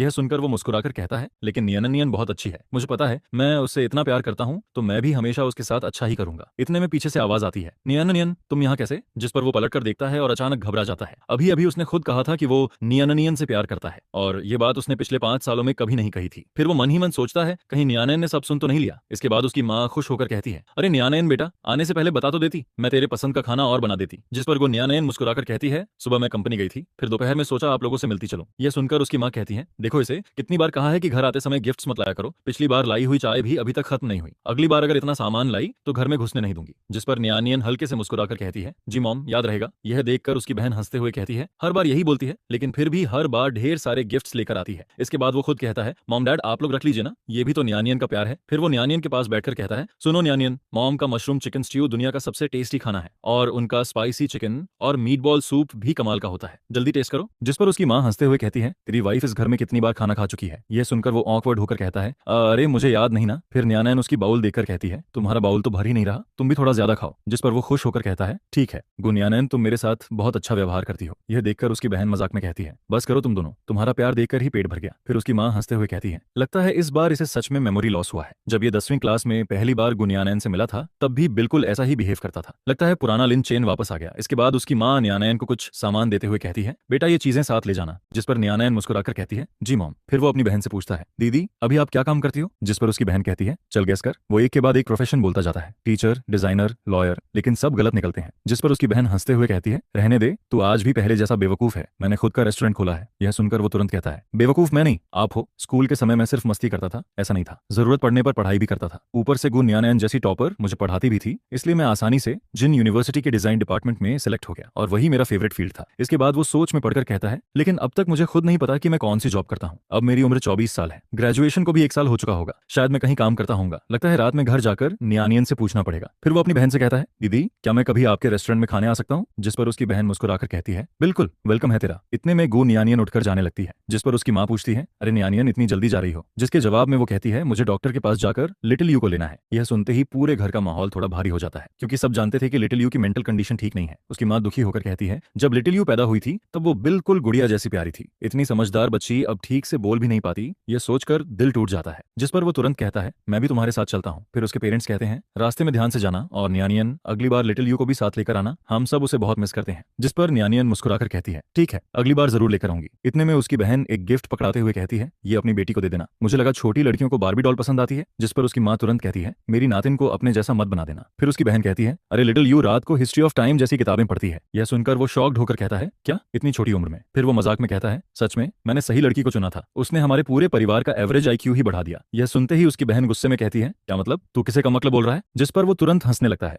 और पूरा घर फिर से पुराने दिनों की तरह शोर और हंसी से भर जाता है। जिस पर उसकी बहन तुरंत जवाब देती है, खुद तुम भी तो बिना सोचे समझे बातें करने वाले बेवकूफ हो, संभल कर रहना। इसके बाद लिटिल यू अपनी ड्राइंग दिखाते हुए कहती है, देखो मैंने अपना कासल बना लिया, अब हम दोनों इसे साथ में कलर करेंगे। जिस पर सामने वाली टीचर मुस्कुराकर कहती है, हाँ ये तो बहुत अच्छा बना है लिटिल यू, अब तुम इसे खुद कलर करो। फिर वो ड्राइंग को ध्यान से देखकर पूछती है, ये क्या बनाया है? बादल, लेकिन ये बादल काले रंग के क्यों हैं? इसके बाद वो धीरे से लिटिल यू को समझाते हुए कहती है, देखो बेटा, इस काले रंग के पास तुम अपनी पसंद का कोई और रंग भी जोड़ सकती हो, जैसे ब्लू कलर, बिल्कुल वैसे ही जैसे तुम्हारे दिल में छोटी छोटी खुशियां छिपी हैं। फिर वो दूसरी ड्राइंग देखकर पूछती है, लिटिल यू ये तुमने किसे बनाया है? चलो मैं गेस करती हूँ, बीच में तुम हो और ये तुम्हारी मॉम है, लेकिन ये आदमी कहीं तुम्हारे डैड तो नहीं? आखिर उन्हीं की वजह से तुमने बोलना बंद किया ना? यह सुनकर वो मन ही मन सोचती है, उसकी डैड ने उसके साथ इतना बुरा किया, लेकिन फिर भी ये बच्ची अभी तक अपने पिता को बचाने की कोशिश करती है। इसके बाद लिन चेन और गो नियानेन बाहर इंतजार कर रहे होते हैं। जिस पर लिन चेन धीरे से पूछता है, नियानेन क्या इस डॉक्टर का ट्रीटमेंट सच में काम कर रहा है? मुझे लगा अभी लिटिल यू ज्यादा खुश नहीं थी। जिस पर गो नियानेन जवाब देती है, पहले से काफी बेहतर है, 1 साल पहले की तुलना में वो अब ज्यादा खुलने लगी है, लेकिन पिछले 2 दिनों जितनी खुश वो पहले कभी नहीं दिखी। फिर वो मुस्कुराकर कहती है, शायद इसकी वजह तुम हो। यह सुनकर लिन चेन थोड़ा चौंक जाता है। उसी समय वो मेल डॉक्टर बाहर आता है और कहता है, मैं पिछले 2 सालों से लिटिल यू का इलाज कर रहा हूँ, लेकिन पहली बार मैंने उसे किसी के साथ इतना क्लोज देखा है। इसके बाद वो दोनों को देखकर पूछता है, लेकिन अचानक तुम दोनों इतने करीब कैसे हो गए? फिर उसकी नजर लिन चेन पर जाती है और वो कहता है, तो आप ही लिटिल यू के फादर हैं, पहली बार आपको अपनी बेटी को लेने आते देखा है। यह सुनकर लिन चेन अंदर ही अंदर असहज हो जाता है, क्योंकि यह बात साफ इशारा कर रही थी कि पिछले 2 सालों में उसने कभी अपनी बेटी की परवाह नहीं की। फिर वो मन ही मन सोचता है, पता नहीं क्यों, लेकिन मुझे लगता है ये आदमी मुझे पसंद नहीं करता। इसके बाद लिन चेन विनम्रता से कहता है, मेरी बेटी का ध्यान रखने के लिए धन्यवाद डॉक्टर। जिस पर डॉक्टर शांत आवाज में कहता है, ये मेरा काम है, मैं लिटिल यू का साइकोलॉजिस्ट हूँ, उसका ख्याल रखना मेरी जिम्मेदारी है। फिर लिन चेन कहता है, फिर भी आपने बहुत मेहनत की। जिस पर डॉक्टर हल्का मुस्कुराकर कहता है, कोई बात नहीं, मुझे लिटिल यू बहुत पसंद है, वो बहुत प्यारी बच्ची है। यह सुनते ही लिन चेन अचानक सतर्क हो जाता है। फिर वो मन ही मन सोचता है, मैंने न्यायानयन को 3 साल तक प्योर्स किया था, मैं कैसे नहीं पहचानूंगा, ये आदमी भी न्यायानयन को पसंद करता है। इसके बाद वो जल्दी से कहता है, ठीक है डॉक्टर, अब हम चलते हैं। जिस पर डॉक्टर मुस्कुराकर कहता है, बाय डॉक्टर अंकल बोलो। फिर बाहर निकलने के बाद लिन चेन लिटिल यू को गिफ्ट देते हुए कहता है, देखो बेटा, ये पापा तुम्हारे लिए गिफ्ट लाए हैं, तुम्हें पसंद आया? जिस पर लिटिल यू हल्के से सिर हिलाती है। फिर वो खुश होकर कहता है, तुम्हें पसंद है ना नैना? पापा को भी बहुत पसंद आया। इसके बाद साइकोलॉजी सेंटर से निकलने के बाद लिन चेन कुछ उदास सा दिखाई देता है। जिस पर लिटिल यू धीरे से उसका हाथ पकड़कर कहती है, पापा आज मैं बहुत खुश हूँ। यह सुनकर मुस्कुराते हुए पूछता है, अच्छा क्यों? जिसके जवाब में लिटिल यू कहती है, क्योंकि आज पहली बार पापा मुझे लेने आए हैं। यह सुनते ही लिन चेन का दिल भर आता है। फिर वो लिटिल यू को अपनी गोद में लेते हुए कहता है, पहले पापा अच्छे नहीं थे, पापा ने तुम्हें बहुत इग्नोर किया, लेकिन अब पापा वादा करते हैं आगे से पापा हमेशा तुमसे प्यार करेंगे और तुम्हारा ख्याल रखेंगे। कुछ देर बाद रात हो जाती है। जिस पर गुनियानैन कहती है, लिटिल यू रात के 8:30 बज गए, अब अपने रूम में जाकर सो जाओ। लेकिन लिटिल यू उदास होकर नीचे देखने लगती है। जिस पर लिन चेन पूछता है, क्या हुआ? फिर लिटिल यू धीरे से कहती है, अगर मैं सोने चली गई तो फिर पापा नहीं दिखेंगे। यह सुनकर लिन चेन तुरंत मुस्कुरा देता है और कहता है, हमारी लिटिल यू पापा से दूर नहीं रहना चाहती ना, तो आज रात तुम मॉम डैड के साथ सो सकती हो। यह सुनते ही लिटिल यू की आंखें चमक उठती हैं। फिर वो एक्साइटेड होकर कहती है, सच में मैं पापा मामा के साथ सो सकती हूँ? जिस पर लिन चेन प्यार से कहता है, बिल्कुल, क्योंकि लिटिल यू पापा मामा की सबसे प्यारी ट्रेजर है। पापा चाहते हैं कि आगे से लिटिल यू अपने दिल की सारी बातें बहादुरी से बोल सके। इसके बाद वो उसका हाथ पकड़ते हुए कहता है, चलो पहले पापा तुम्हें वॉशरूम लेकर चलते हैं। लिटिल यू को रूम में छोड़ने के बाद लिन चेन अचानक गे गु न्यानन को देखता है और धीरे से उसका नाम लेता है, न्यानन। जिस पर वो पलटकर पूछती है, क्या हुआ? फिर वो हल्की मुस्कान के साथ कहता है, कुछ नहीं, बस तुम्हारा नाम लेने का मन किया। स्कूल के समय भी मैं ऐसा ही करता था, मौका मिलते ही तुम्हारा नाम बुलाने लगता था। इसके बाद वो पुराने दिनों को याद करते हुए लगातार उसका नाम दोहराने लगता है, गुनियानैन गुनियानैन गुनियानैन। फिर वो मुस्कुराकर कहता है, तुम बहुत अच्छी हो गुनियानैन, तुम कमाल हो गुनियानैन, तुम सबसे बेस्ट हो। यह सुनकर गुनियानैन की आंखें धीरे धीरे नरम पड़ने लगती हैं। फिर लिन चेन अचानक पूछता है, न्यान न्यान, क्या तुम मुझे 10वीं क्लास से ही पसंद करती थी? जिस पर गुनियान न्यान धीरे से सिर हिलाकर कहती है, हाँ चेन, सच कहूं तो तुम्हें पता ही नहीं था कि मैं तुम्हें बहुत लंबे समय से पसंद करती हूँ, बहुत पहले से। यह सुनकर लिन चेन खुश होकर कहता है, मुझे पता था, मैं इतना हैंडसम हूँ बे, ऊपर से मेरा नेचर भी अच्छा है। गुन यानैन आखिर कैसे मुझ पर दिल ना हारती, लेकिन फिर वो उसे ध्यान से देखकर सोचता है उस समय बाहर से वो हमेशा बहुत कोल्ड दिखाई देती थी। उसके चेहरे पर कभी कोई इमोशन नहीं दिखता था, लेकिन उसकी जिंदगी ही इतनी मुश्किल थी कि उसका ऐसा होना नॉर्मल था। फिर वो मुस्कुराकर कहता है, अच्छा अब मैं पहले शावर लेकर आता हूँ। जिस पर गुन यानैन अचानक पूछती है,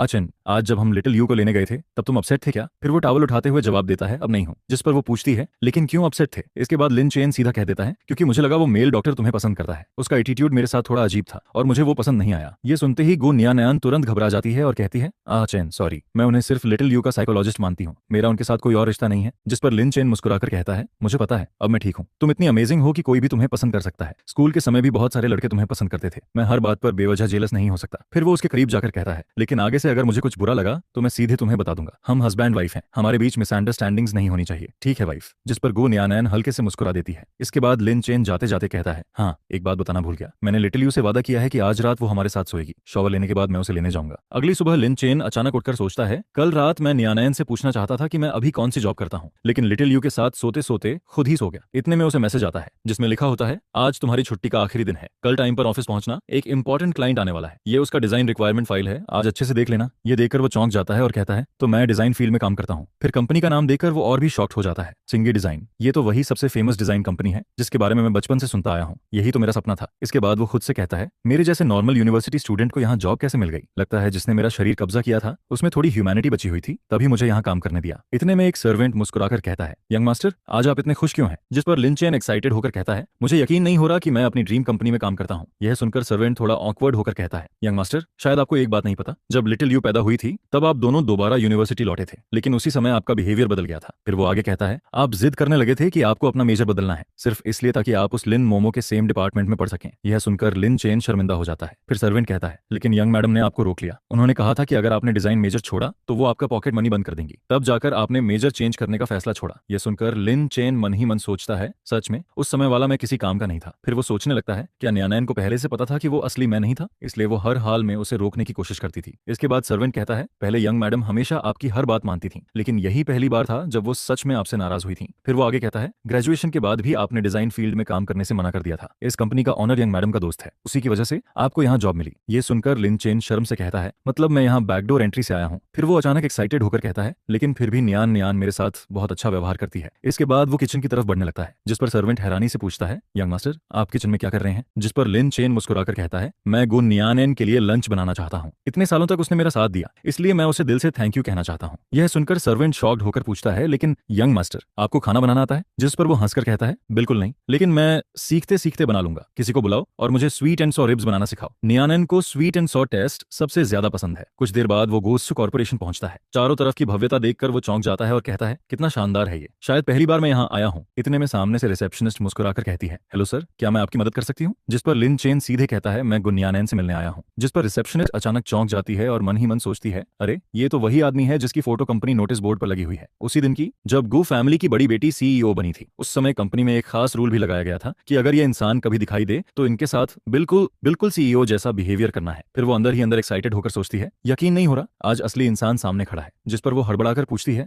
आप सीईओ गू के हस्बैंड हैं, तभी आपका चेहरा इतना फेमिलियर लग रहा था। इसके जवाब में लिन चेन मुस्कुराकर कहता है, हाँ मैं ही तुम्हारी सीईओ गू का हस्बैंड हूँ, लेकिन तुम्हें ये बात कैसे पता? जिस पर रिसेप्शनिस्ट उत्साह से कहती है, शुरुआत में तो हमें भी लगा था कि ये सब फेक है, क्योंकि आप कभी कंपनी आए ही नहीं, लेकिन सच कहूं रियल लाइफ में आप फोटो से भी ज्यादा हैंडसम है। यह सुनते ही लिन चेन अचानक चुप हो जाता है। फिर वो मन ही मन सोचता है, मैंने इतने सालों में कितनी घटिया हरकतें की, लेकिन फिर भी गुन्यानैन ने पूरी दुनिया के सामने यही कहा कि वो सिर्फ मुझसे प्यार करती है। इसके बाद वो रिसेप्शनिस्ट से कहता है, मुझे ये बातें बताने के लिए धन्यवाद। फिर वो मुस्कुराकर कहता है, चलो मैं भी तुम्हें एक छोटा सीक्रेट बताता हूँ। मैंने गुन्यानैन को पूरे 3 साल तक प्योर्स किया था, बड़ी मुश्किल से उसने मुझे एक्सेप्ट किया था। हम दोनों सच में एक दूसरे से बहुत प्यार करते हैं। यह सुनते ही रिसेप्शनिस्ट शॉक्ड होकर कहती है, क्या मतलब सीईओ गू का प्यार वन साइडेड नहीं था? यंग मास्टर ने खुद उन्हें 3 साल तक प्योर्स किया था। फिर वो एक्साइटमेंट में कहती है, नहीं ये खबर मुझे तुरंत सबको बतानी पड़ेगी। उसी समय अचानक बाहर से शोर सुनाई देता है, जिस पर एक असिस्टेंट गुस्से में कहती है, लिन मोमो बिना मिस गू की परमिशन के तुम अंदर नहीं जा सकती। लेकिन लिन मोमो घमंड से कहती है, मैं उस आदमी की औरत हूँ जिसे लिन चेन प्यार करता है। अगर तुम लोगों ने मुझे रोका तो मैं लिन चेन से शिकायत कर दूंगी। उस समय अगर गुन्यानैन का प्यार टूट गया तो मुझे दोष मत देना। इतने में अंदर से गुन्यानैन की आवाज आती है, यांग क्यों, उसे अंदर आने दो। यह सुनकर लिन मोमो घमंड से मुस्कुराती है और कहती है, देखा गुन्यानैन भी आखिर मेरे सामने हार जाती है, तुम जैसी छोटी असिस्टेंट भी मुझे रोकने की हिम्मत करती हो। यह देखकर बाहर खड़े लोग आपस में बातें करने लगते हैं, जिस पर एक लड़की धीरे से कहती है, इस बार भी लिन मोमो जरूर गु फैमिली की बड़ी बेटी का मजाक उड़ाने आई होगी। दूसरी दूसरी तुरंत कहती है, और क्या, शायद फिर से कोई प्रोजेक्ट छीनने आई है। इसके बाद एक एम्प्लॉय पुराने दिनों को याद करते हुए कहता है, मुझे अभी भी याद है, पहले भी एक बार लिन मोमो ने चेनशी ग्रुप की जमीन पर नजर डाली थी। वो जमीन पहले ही मिस गू जीत चुकी थी, लेकिन लिन मोमो ने सीधे उन्हें धमकी दी थी। फिर वो धीरे से कहता है, उसने कहा था कि अगर वो प्रोजेक्ट नहीं दिया तो वो लिन चेन को डिवोर्स के लिए उकसाएगी। यह याद करके वो एम्प्लॉय उदास हो जाता है और कहता है, मुझे आज भी उस समय मिस गू की आंखें याद हैं। बाहर से वो हमेशा काम दिखती थीं, लेकिन उनकी आंखों में टूटे हुए दर्द साफ दिखाई देता था। आखिर में उन्हें मजबूरी में मानना पड़ा था। इसके बाद अंदर जाते ही लिन मोमो गुस्से में कहती है, गुनियानन, तुमने लिन चेन के साथ क्या किया है? 2 दिन पहले तक उसने मेरे साथ भागने का वादा किया था, लेकिन अब अचानक वो मुझे इग्नोर करने लगा है। जिस पर गुनियानन ठंडी आवाज में कहती है, तुम मेरे हस्बैंड को लेकर भागना चाहती हो और मुझसे पूछा तक नहीं। यह सुनकर लिन मोमो हंसते हुए कहती है, तुम जैसी नाम की वाइफ से पूछूं? मैं और आह चेन ही असली प्यार है, तुम तो बस उसकी जिंदगी में जबरदस्ती बैठी हुई औरत हो। फिर वो और भी जहरीले अंदाज में कहती है, गुनियानन, जिसे प्यार नहीं मिलता वही असली थर्ड पर्सन होता है। यह सुनकर गुनियानन की आंखें हल्का कांप जाती हैं, जिस पर लिन मोमो मुस्कुराकर कहती है, ओह, तो तुम उतनी शांत भी नहीं हो जितना दिखावा करती हो। फिर वो सीधे मुद्दे पर आती है और कहती है, मैंने सुना है तुम्हें हाल ही में 80 मिलियन का प्रोजेक्ट मिला है। ऐसा करो, वो मुझे दे दो, बदले में मैं आह चेन से तुम्हारे बारे में 2 अच्छी बातें कह दूंगी। इसके बाद वो मन ही मन सोचती है, पता नहीं क्यों लिन चेन अचानक मुझसे दूर हो गया, लेकिन इसमें जरूर गुनियानन का हाथ है। हालांकि ये मेरे लिए अच्छा मौका है, मुझे इससे जितना फायदा मिल सकता है उतना लेना चाहिए। फिर वो पुराने दिनों को याद करते हुए कहती है, जब मैं जिंगदू यूनिवर्सिटी में पढ़ती थी तभी अचानक लिन चेन नाम का लड़का मेरे पीछे पड़ गया था। उस समय मुझे उसमें जरा भी इंटरेस्ट नहीं था, न मैं उसे हाथ लगाने देती थी न किस करने देती थी। सच कहूं तो सिमिंग उससे कहीं बेहतर था। फिर वो हंसते हुए कहती है, लेकिन बाद में मुझे पता चला कि उसकी वाइफ गू कॉर्पोरेशन की हेयरस है। जिसके बाद मैंने धीरे धीरे उसे उम्मीद देनी शुरू की और फिर उसी के जरिए गू नियानन से बहुत सारे अच्छे प्रोजेक्ट्स हासिल किए। इसके बाद लिन मोमो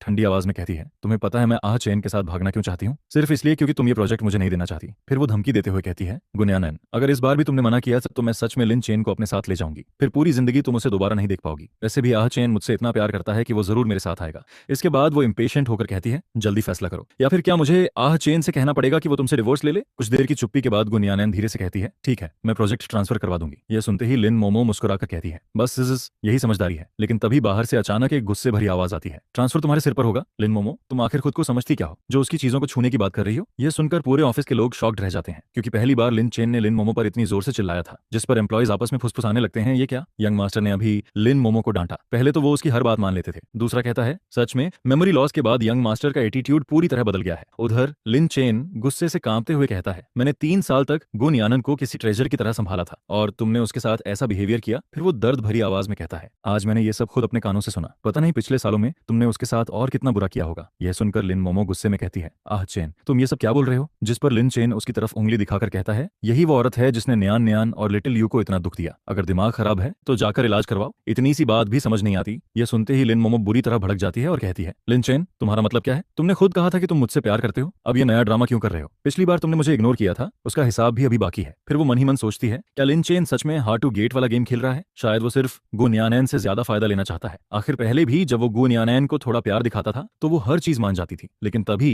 लिन चेन ठंडी हंसी के साथ कहता है, तुम खुद को क्या समझती हो कि मुझे तुम्हारे साथ हार्ड टू गेट खेलना पड़े? फिर वो सीधे गुनियानन की तरफ देखकर कहता है, मैं ये ट्रिक्स सिर्फ अपनी वाइफ के साथ यूज करता हूँ, मैं सिर्फ अपनी वाइफ के साथ फ्लर्ट करता हूँ। इसके बाद वो लिन मोमो की तरफ घूरते हुए कहता है, तुम्हारे जैसी औरत जो सिर्फ मर्दों पर डिपेंड करती है, उसमें ऐसी क्या खास बात है कि मैं तुम्हें पसंद करूं? यह सुनकर लिन मोमो गुस्से से कांपने लगती है और कहती है, ठीक है, तुम लोग इंतजार करो। लेकिन लिन चेन उसे बीच में ही रोकते हुए कहता है, और हाँ, ये मत कहना कि जिसे प्यार नहीं मिला वही थर्ड पर्सन है। पहले मेरा दिमाग खराब था, इसलिए मैं तुम्हारे पीछे घूमता था, लेकिन अब मैं ठीक हो गया हूँ। फिर वो गुनियानन का हाथ पकड़ते हुए कहता है, मेरे दिल में सिर्फ गुनियानन है, वो कभी थर्ड पर्सन नहीं थी। इसके बाद वो अचानक गुनियानन की तरफ मुड़कर गुस्से में कहता है, और तुमने उसकी इतनी बेवकूफी भरी डिमांड मान ही क्यों ली? फिर वो आगे कहता है, जब मैं तुम्हें प्योर्स करता था तब तुम मुझे घास तक नहीं डालती थी, उस समय तुम इतनी स्ट्रांग थी, फिर अब इस प्रोजेक्ट के लिए इतना कॉम्प्रोमाइज क्यों? ये प्रोजेक्ट तुम्हारे लिए बहुत इंपॉर्टेंट है ना? जिस पर गुनियानन की आंखें धीरे धीरे लाल हो जाती हैं। फिर वो कांपती आवाज में कहती है, क्योंकि मेरे लिए प्रोजेक्ट से ज्यादा इंपॉर्टेंट तुम हो। यह सुनकर लिन चेन अचानक चुप हो जाता है। फिर गुनियानन धीरे से कहती है, मैं रिस्क नहीं लेना चाहती थी, सच में नहीं। मुझे डर था कि अगर मैंने लिन मोमो की बात नहीं मानी तो शायद तुम सच में उसके साथ चले जाओगे। इसके बाद वो नीचे देखते हुए कहती है, गू कॉर्पोरेशन के लिए ऐसे प्रोजेक्ट्स शायद बहुत बड़े ना हो, लेकिन अगर तुम्हें खो देती तो मैं सच में टूट जाती। जिस पर सर्वेंट धीरे से बताने लगता है, 2 साल पहले जब बड़ी मिस ने कंपनी संभाली थी तब कंपनी की ग्रोथ बहुत तेजी से बढ़ रही थी, लेकिन 1 साल पहले से लिन मोमो ने आपके नाम का इस्तेमाल करके बड़ी मिस के हाथों से कई बड़े ऑर्डर्स छीनने शुरू कर दिए, और सिर्फ बड़े प्रोजेक्ट्स ही नहीं, छोटे छोटे काउंटलेस प्रोजेक्ट्स भी। फिर वो गहरी सांस लेकर कहता है, सबसे बुरी बात तो ये थी कि यंग मास्टर, आप खुद भी उसके साथ मिलकर बड़ी मिस के खिलाफ खड़े हो गए थे। यह सुनकर लिन चेन का चेहरा भारी हो जाता है। जिस पर सर्वेंट आगे कहता है, इसी वजह से गू फैमिली के लोग आपसे दिन पर दिन नाराज होते गए, लेकिन बड़ी मिस के पास कोई और रास्ता नहीं था। वो सिर्फ और ज्यादा मेहनत करके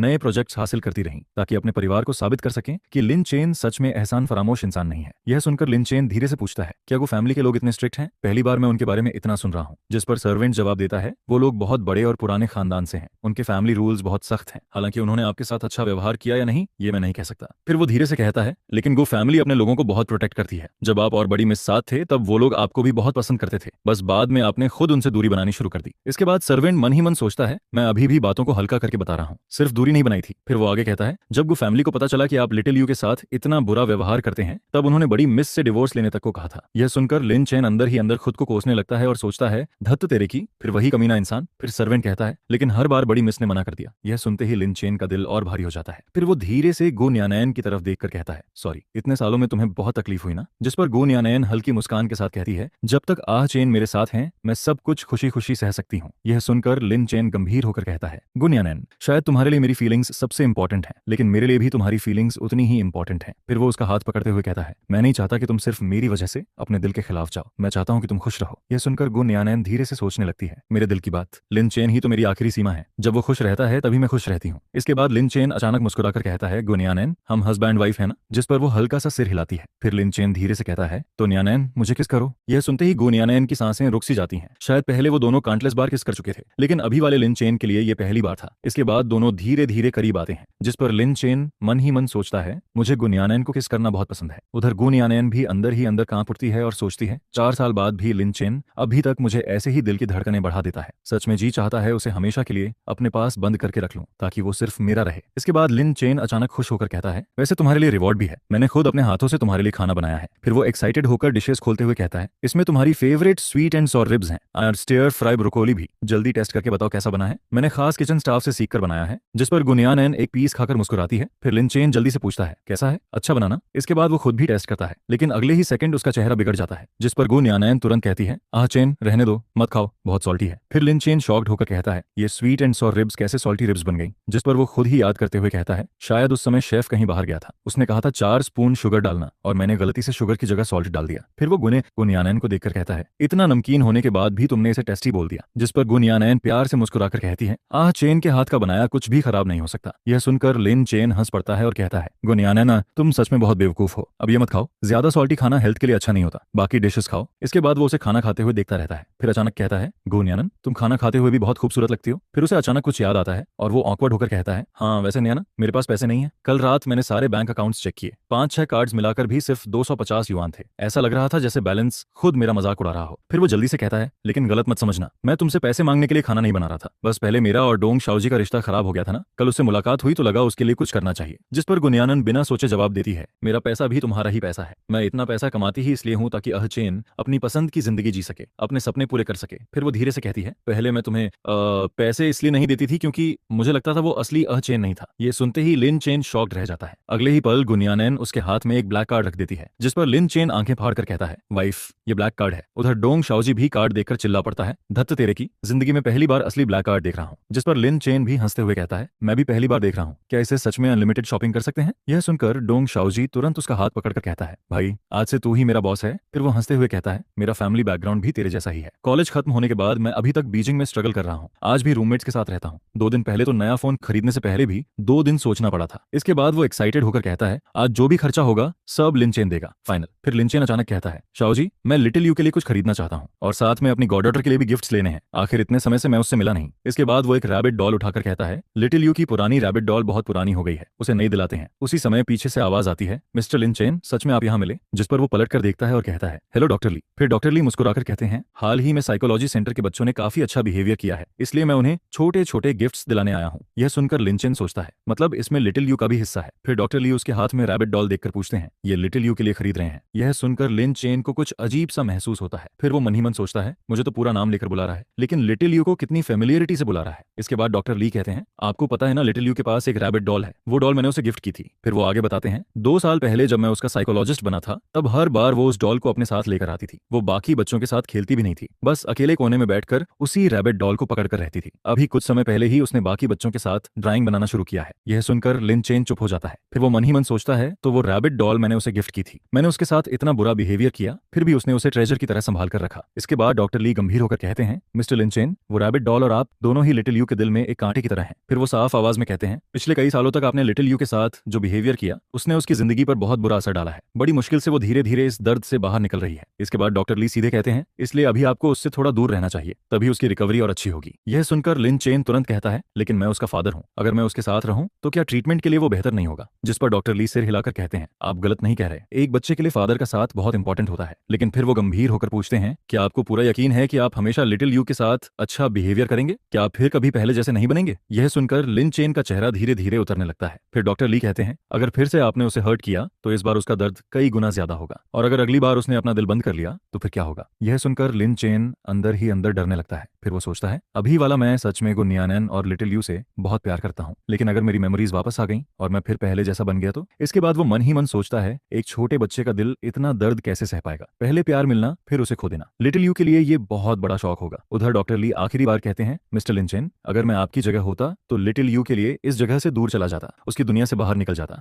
तभी उसकी रिकवरी पर दोबारा असर नहीं पड़ेगा। लिटिल यू से दूर जाना, इस घर से दूर जाना, गुनयानन को छोड़ देना, नहीं, मैं ऐसा नहीं कर सकता, मैं कभी ऐसा नहीं करूंगा। लेकिन अगले ही पल लिन चेन को कुछ अजीब महसूस होता है।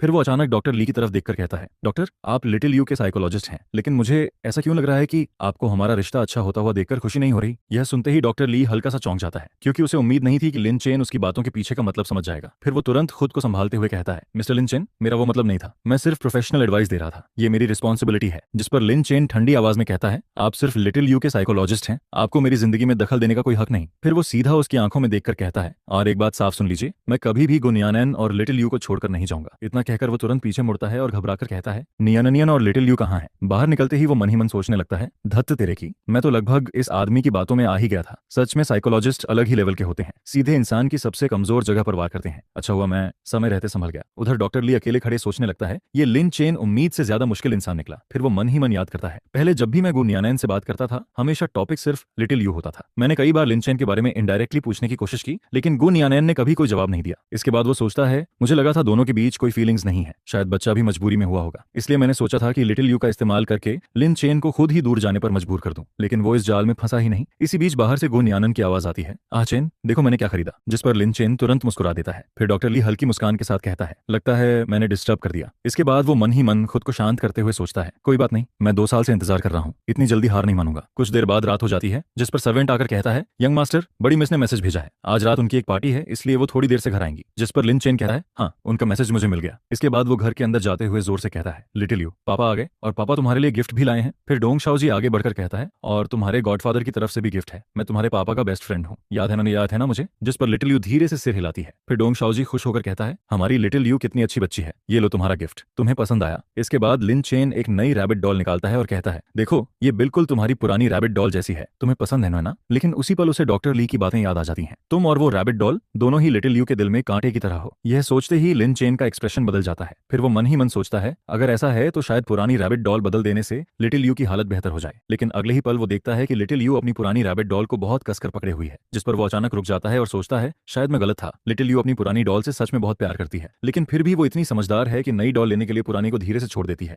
फिर वो धीरे से सोचता है, ये कोई कांटा नहीं है, ये तो पिछले कई सालों में लिटिल यू के पास बची हुई अकेली गर्माहट थी। इसके बाद वो प्यार से लिटिल यू के सिर पर हाथ फेरते हुए कहता है, बेबी, पुरानी वाली भी रखो और नई वाली भी, दोनों तुम्हारी हैं। यह सुनते ही लिटिल यू की आंखें चमक उठती हैं। फिर डोंग शाओ जी अचानक भावुक होकर कहता है, यार पहले तो इतना क्रूअल कैसे हो सकता था? यह सुनकर लिन चेन धीरे से कहता है, मुझे पता है कि डॉक्टर ली की बातें गलत नहीं थी, लेकिन वो एक बात नहीं जानता। फिर वो लिटिल यू और गुनयानन को देखते हुए मन ही मन कहता है, चाहे मेरी मेमोरीज वापस आए या ना आए, मेरे दिल की गहराई में जो प्यार है वो कभी नहीं बदलेगा। मैं गुनयानन से प्यार करता हूँ और लिटिल यू मेरी सबसे प्यारी बेटी है। कुछ देर बाद गुनयानन घर लौटती है, जिस पर लिन चेन तुरंत उसके पास जाकर पूछता है, तुम आ गई, बहुत टायर्ड हो क्या? फिर गुनयानन लिटिल यू के हाथ में 2 रैबिट डॉलर्स देखकर मुस्कुराकर पूछती है, अरे हमारी लिटिल यू के पास 2 रैबिट्स कैसे आ गई? जिस पर लिटिल यू खुश होकर कहती है, पापा ने खरीदी हैं। इसके बाद लिन चेन थोड़ा गंभीर होकर कहता है, नियानन, आज डॉक्टर ली ने मुझसे कुछ बातें की। यह सुनते ही गुनयानन का चेहरा थोड़ा बदल जाता है। फिर वो धीरे से पूछती है, उन्होंने क्या कहा? जिस पर लिन चेन सीधे कहता है, उन्होंने कहा कि मुझे तुम दोनों से दूर हो जाना चाहिए, क्योंकि मैं फिर से लिटिल यू को हर्ट कर सकता हूँ। यह सुनकर गुनयानन तुरंत घबरा जाती है और कहती है, आज चेन, ऐसा नहीं है कि मुझे तुम पर भरोसा नहीं, मैं बस डरती हूँ। जिस पर लिन चेन उसका हाथ पकड़कर कहता है, मुझे पता है, तुम्हारा डर वही है जो मेरा भी है। फिर वो गंभीर आवाज में कहता है, मुझे भी डर लगता है कि कहीं मैं अचानक फिर वही कमीना इंसान ना बन जाऊं। मुझे डर है कि तुम दोनों को फिर दुख न मिले। इसके बाद वो उसकी आंखों में देखकर कहता है, लेकिन मैं अपने अभी वाले खुद को मजबूती से पकड़ कर रखूंगा, चाहे मेमोरीज वापस भी आ जाएं, फिर भी मैं तुम्हें और लिटिल यू को कभी हर्ट नहीं करूंगा। यह सुनते ही गुनयानन की आंखों से आंसू निकल आते हैं।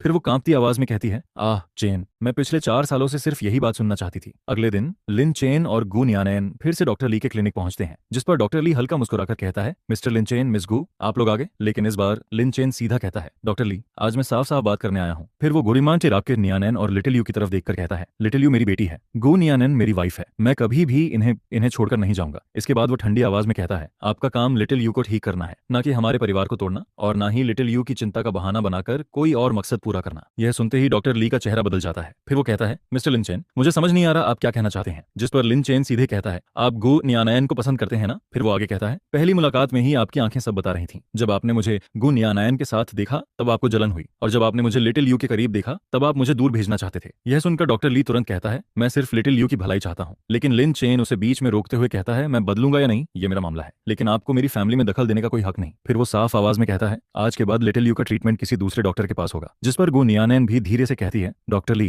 पिछले 2 सालों में आपने लिटिल यू का बहुत ध्यान रखा, उसके लिए धन्यवाद, बाकी पेमेंट हम पूरी कर देंगे, लेकिन अब आगे हमें दोबारा मिलने की जरूरत नहीं पड़ेगी। इसके बाद लिन चेन लिटिल यू को गोद में उठाकर कहता है, बेबी, अब हम किसी और जेंटल डॉक्टर के पास जाएंगे। यह सुनकर गू नियानैन उसकी तरफ देखकर मुस्कुराती है और धीरे से कहती है, चेन, तुम्हारे साथ होना कितना अच्छा लगता है। जिस पर लिन चेन तुरंत जवाब देता है, अब से मैं हमेशा तुम्हारे साथ रहूंगा। इसके बाद कुछ दिनों तक लिन चेन सीक्रेटली इन्वेस्टिगेशन करता रहता है, और आखिरकार उसे वो सच पता चल जाता है जिसने पिछले कई सालों की सारी मिस्ट्री साफ कर दी। फिर वो गू नियानैन से कहता है, अब मुझे पता चल गया है कि मैं पिछले कुछ सालों में इतना बदल क्यों गया था। ये स्प्लिट पर्सनालिटी या मेमोरी प्रॉब्लम नहीं थी, ये सब लिन मोमो और सुसिमिन की चाल थी। यह सुनकर गू नियानैन शॉक्ड रह जाती है। जिस पर लिन चेन आगे कहता है, उस समय यूनिवर्सिटी पार्टी में उन्होंने मेरी ड्रिंक में ड्रग्स मिलाई थी। वो ऐसी दवा थी जो इंसान की मेंटल कंडीशन को धीरे धीरे खराब करती है। इंसान जिद्दी, चिड़चिड़ा और इमोशनली अनस्टेबल हो जाता है। फिर वो गुस्से में कहता है, और उसी दौरान वो दोनों लगातार मुझे मैनिपुलेट करते रहे। इसी वजह से मैं धीरे धीरे उनके कंट्रोल में आता गया और तुम दोनों के साथ इतना कोल्ड बिहेवियर करने लगा। इसके बाद वो और भी गुस्से में कहता है, यहाँ तक कि मेरा कार एक्सीडेंट भी एक्सीडेंट नहीं था। लिन मोमो ने जानबूझकर मेरी कार के ब्रेक्स खराब करवाए थे। वो चाहती थी कि एक्सीडेंट हो और उसका सारा ब्लेम तुम पर आ जाए। कुछ देर बाद लिन चेन सीधे लिन मोमो के सामने पहुंच जाता है, जिस पर लिन मोमो एक्साइटेड होकर कहती है,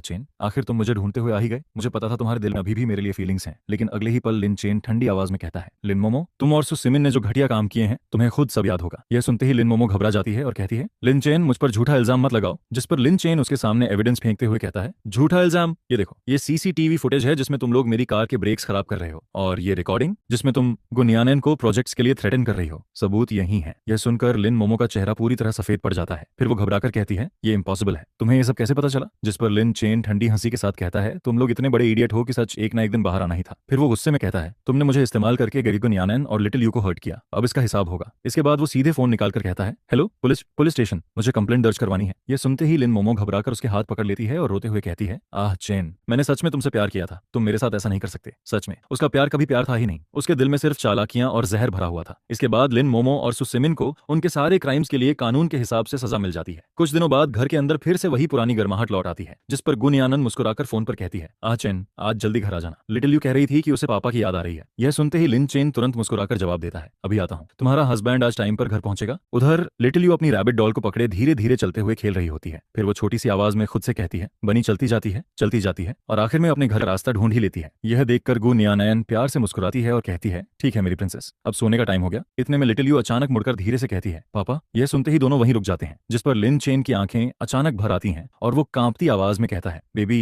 तुमने पापा कहा? 4 सालों बाद लिटिल यू आखिरकार दोबारा बोलती है और उसके मुंह से निकली ये छोटी सी पापा की आवाज लिन चेन के लिए दुनिया की सबसे खूबसूरत आवाज बन जाती है। फिर लिटिल यू हाथ फैलाकर कहती है, पापा, मुझे हक चाहिए। जिस पर लिन चेन तुरंत उसे अपनी बाहों में उठा लेता है। उधर गू नियानैन धीरे से पूछती है, चेन, क्या तुम्हारी मेमोरीज थोड़ी वापस आई? लेकिन इस बार लिन चेन शांत मुस्कान के साथ सिर हिलाता है और कहता है, अब वो इंपॉर्टेंट नहीं रहा। यह सुनकर गू नियानैन धीरे से पूछती है, क्यों? जिस पर लिन चेन उसकी आंखों में देखकर कहता है, क्योंकि चाहे मुझे पास्ट याद आए या ना आए, मैं इतना जरूर जानता हूं कि मैं तुमसे प्यार करता हूं, लिटिल यू से प्यार करता हूं और इस फैमिली से प्यार करता हूं। फिर वो लिटिल यू को और कसकर पकड़ते हुए कहता है, पास्ट में मैंने बहुत गलतियां की, मैंने अपनी जिंदगी के 6 साल खो दिए, अपनी बेटी के साथ बिताने वाले 4 साल खो दिए, और जिस इंसान से सबसे ज्यादा प्यार करता था उसे अकेले सारी तकलीफें सहने दी। इसके बाद वो धीरे से मुस्कुराता है और कहता है, लेकिन अब ऐसा दोबारा कभी नहीं होगा। फिर वो गू नियानैन का हाथ पकड़कर कहता है, अब से आने वाले हर दिन, हर पल मैं तुम दोनों के साथ रहूंगा, कभी दूर नहीं जाऊंगा। उस रात घर के अंदर हल्की रोशनी चमकती रहती है। लिटिल यू अपने पापा की बाहों में चैन से सो जाती है और लिन चेन मन ही मन खुद से वादा करता है कि अब वो अपनी जिंदगी का एक भी सेकंड दोबारा बर्बाद नहीं होने देगा।